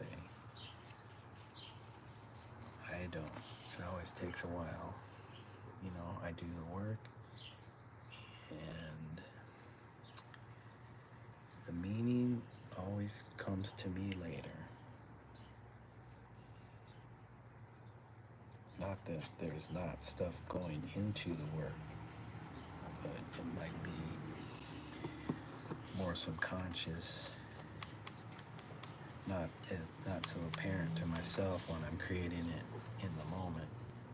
Oh, dang, man, I messed that up already.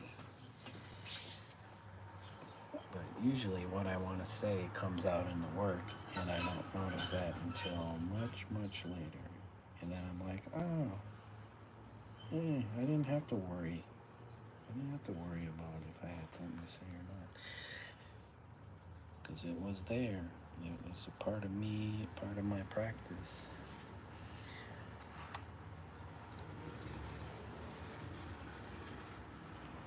And the more you do, the better you get. You know, you have something to work from. Versus like when you're starting off, you're like, what do I say? What am I saying in this?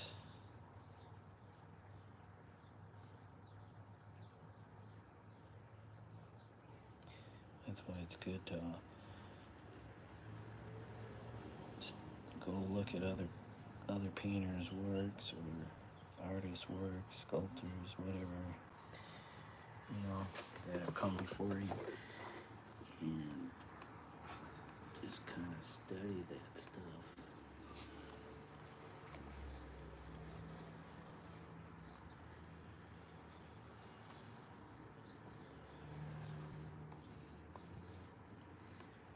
Yeah, towards the end, my greens and my blues have all kind of melded into, oh crap, one color. Okay, we'll go with that. It just needs to be thicker. Get that thick ass paint in there. Get it in there. Look at that. It's so creamy and delicious. Granted, I'm not gonna eat that stuff, but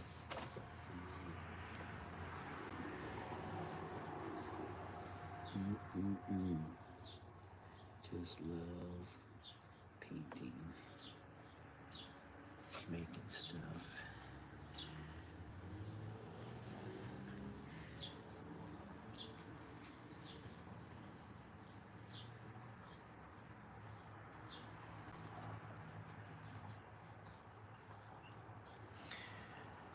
Got anybody in here?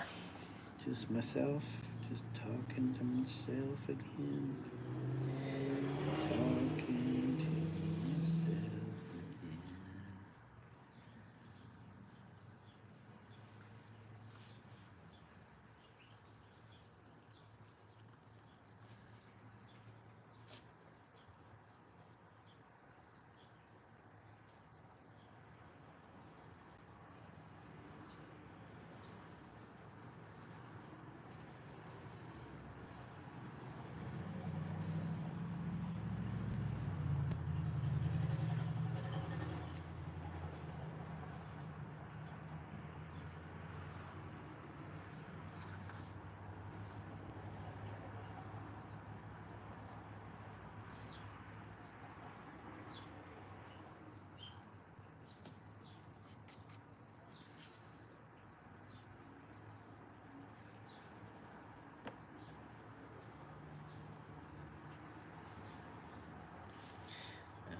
assuming my wife will be wanting lunch here soon. And I gotta figure out what we can do because I didn't pull anything out. Which sucks because I was thinking about it this morning and I didn't do it. So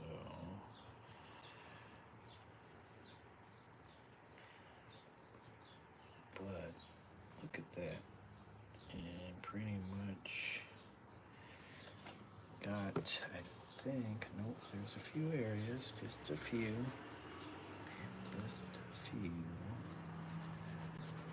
which kind of blows because I used up most of my green and I just have the blue.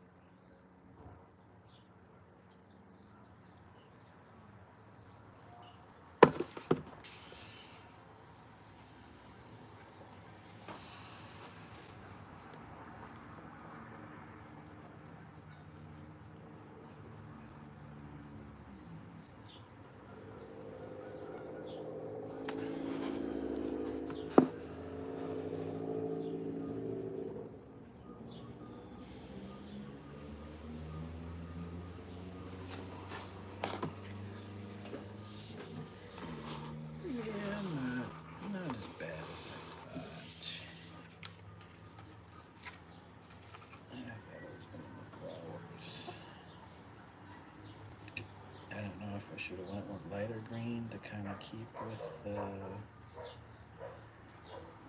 overall lightness of this work. But kind of looking for a little contrast. Kind of how it work.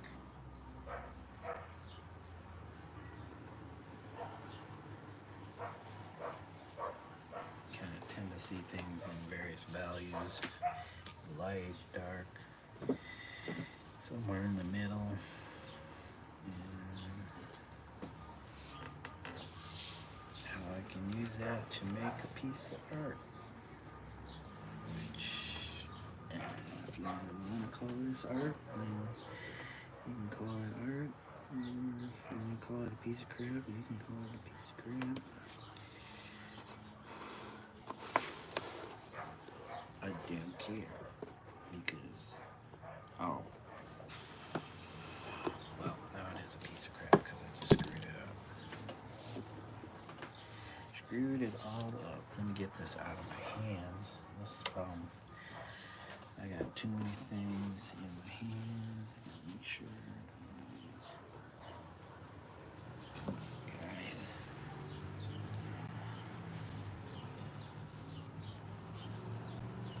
Maybe get it clean. A little bit of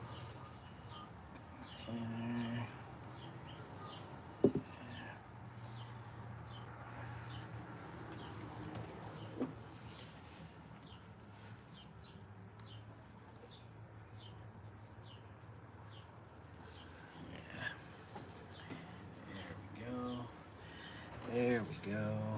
Let's see. I know there's probably some areas that I haven't touched. Let's goop some of this on there.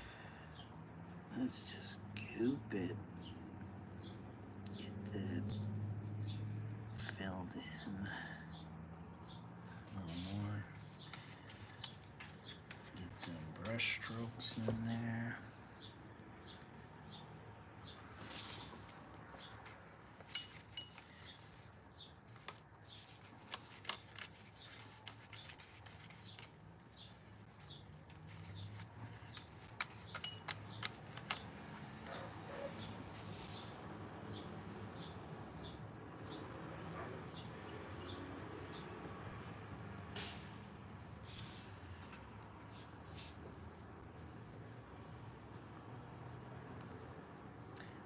work on my Van Gogh brush technique. This is not a Van Gogh brush technique. This is just slopping it on and moving the paint around. This is pretty thick around this side.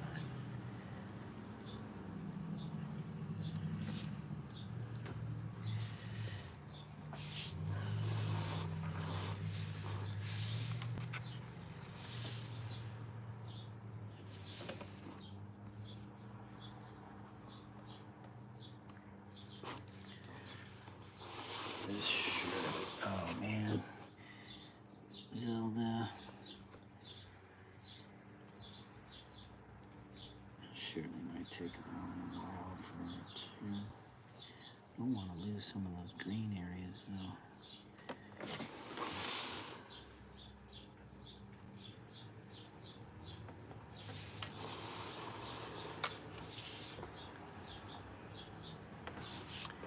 See if anybody else is on here. Somebody liked my comment though. Skateboarding is amazing. Dan Corcoran. What do we got?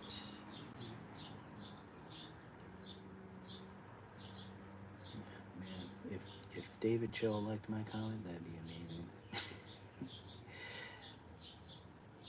Because I made a comment that would be considered maybe iffy. Oh, what's this? Oh, no, it's $19. Ooh, let's check out our friend James Calm. He uploaded something the other day. Love him. He's always showing the latest in New York art, local or smaller artists.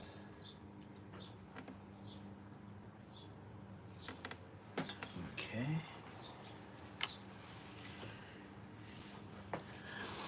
And you're getting really close there, Zelly. Oh, Jelly Belly. Jelly Bellas.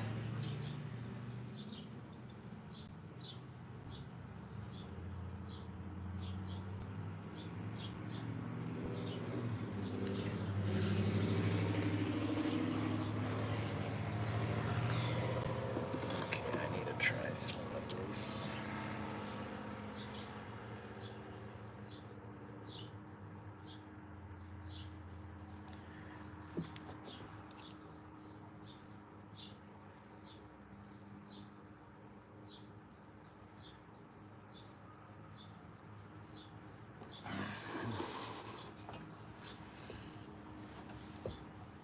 Not quite the palette knife, but it's a knife. Little cat here again.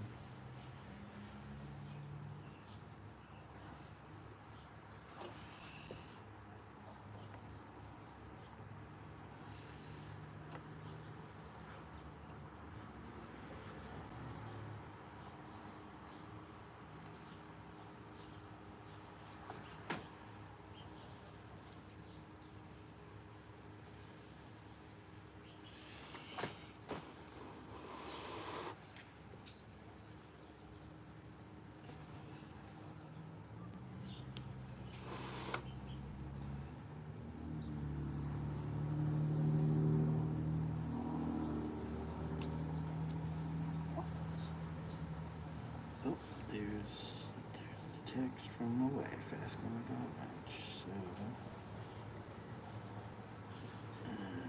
crap. That's what happens when you start rushing.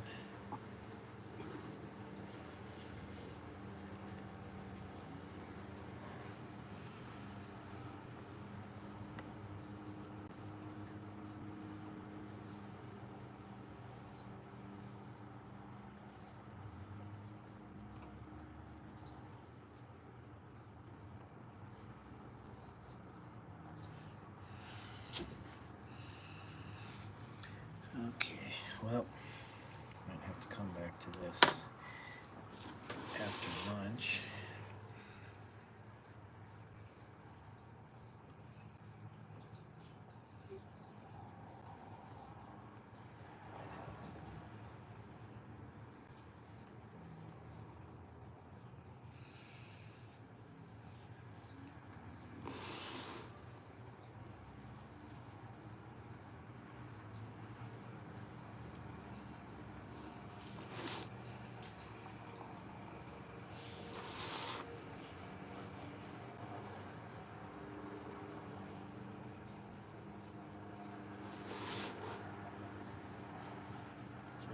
trying to use the edge of the table because I got a long brush here, and I have to have it so I go past the table here.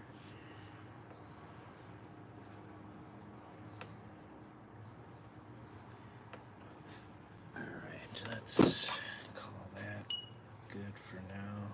You can always revisit it.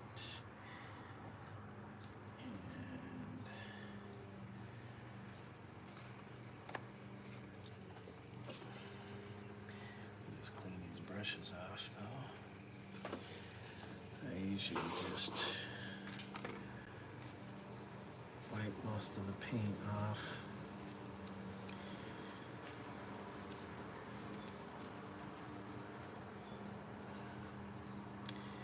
Well, let's move this painting before I make a mess of it first. So there's that.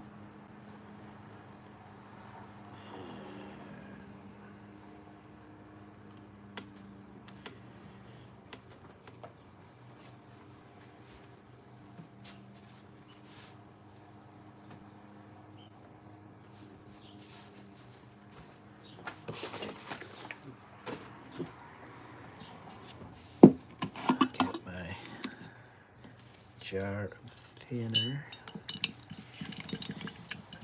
Yeah, I use a little bit of thinner. Usually have multiple jars, one with dirty, one that's clean.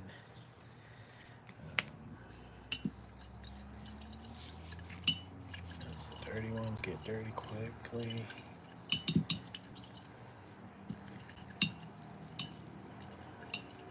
The nice thing about doing smaller paintings is you don't have to use too much of this stuff.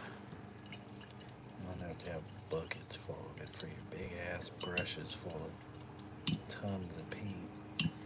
But that would be fun too, as long as you're being safe about it.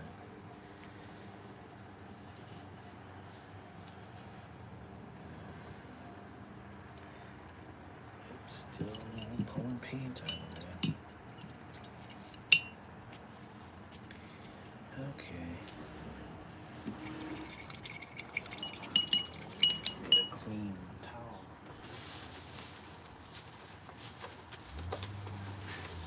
Or a cleaner.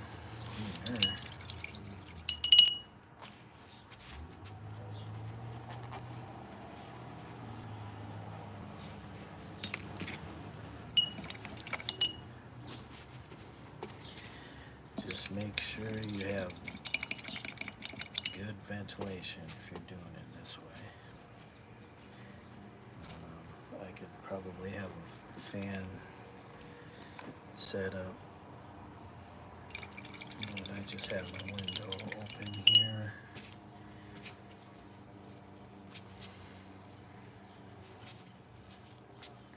And okay, put these away.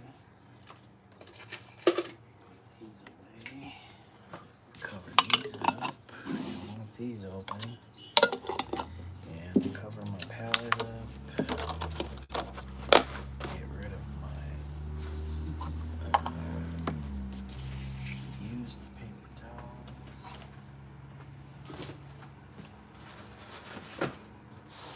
Window up a little more. So that is it for right now.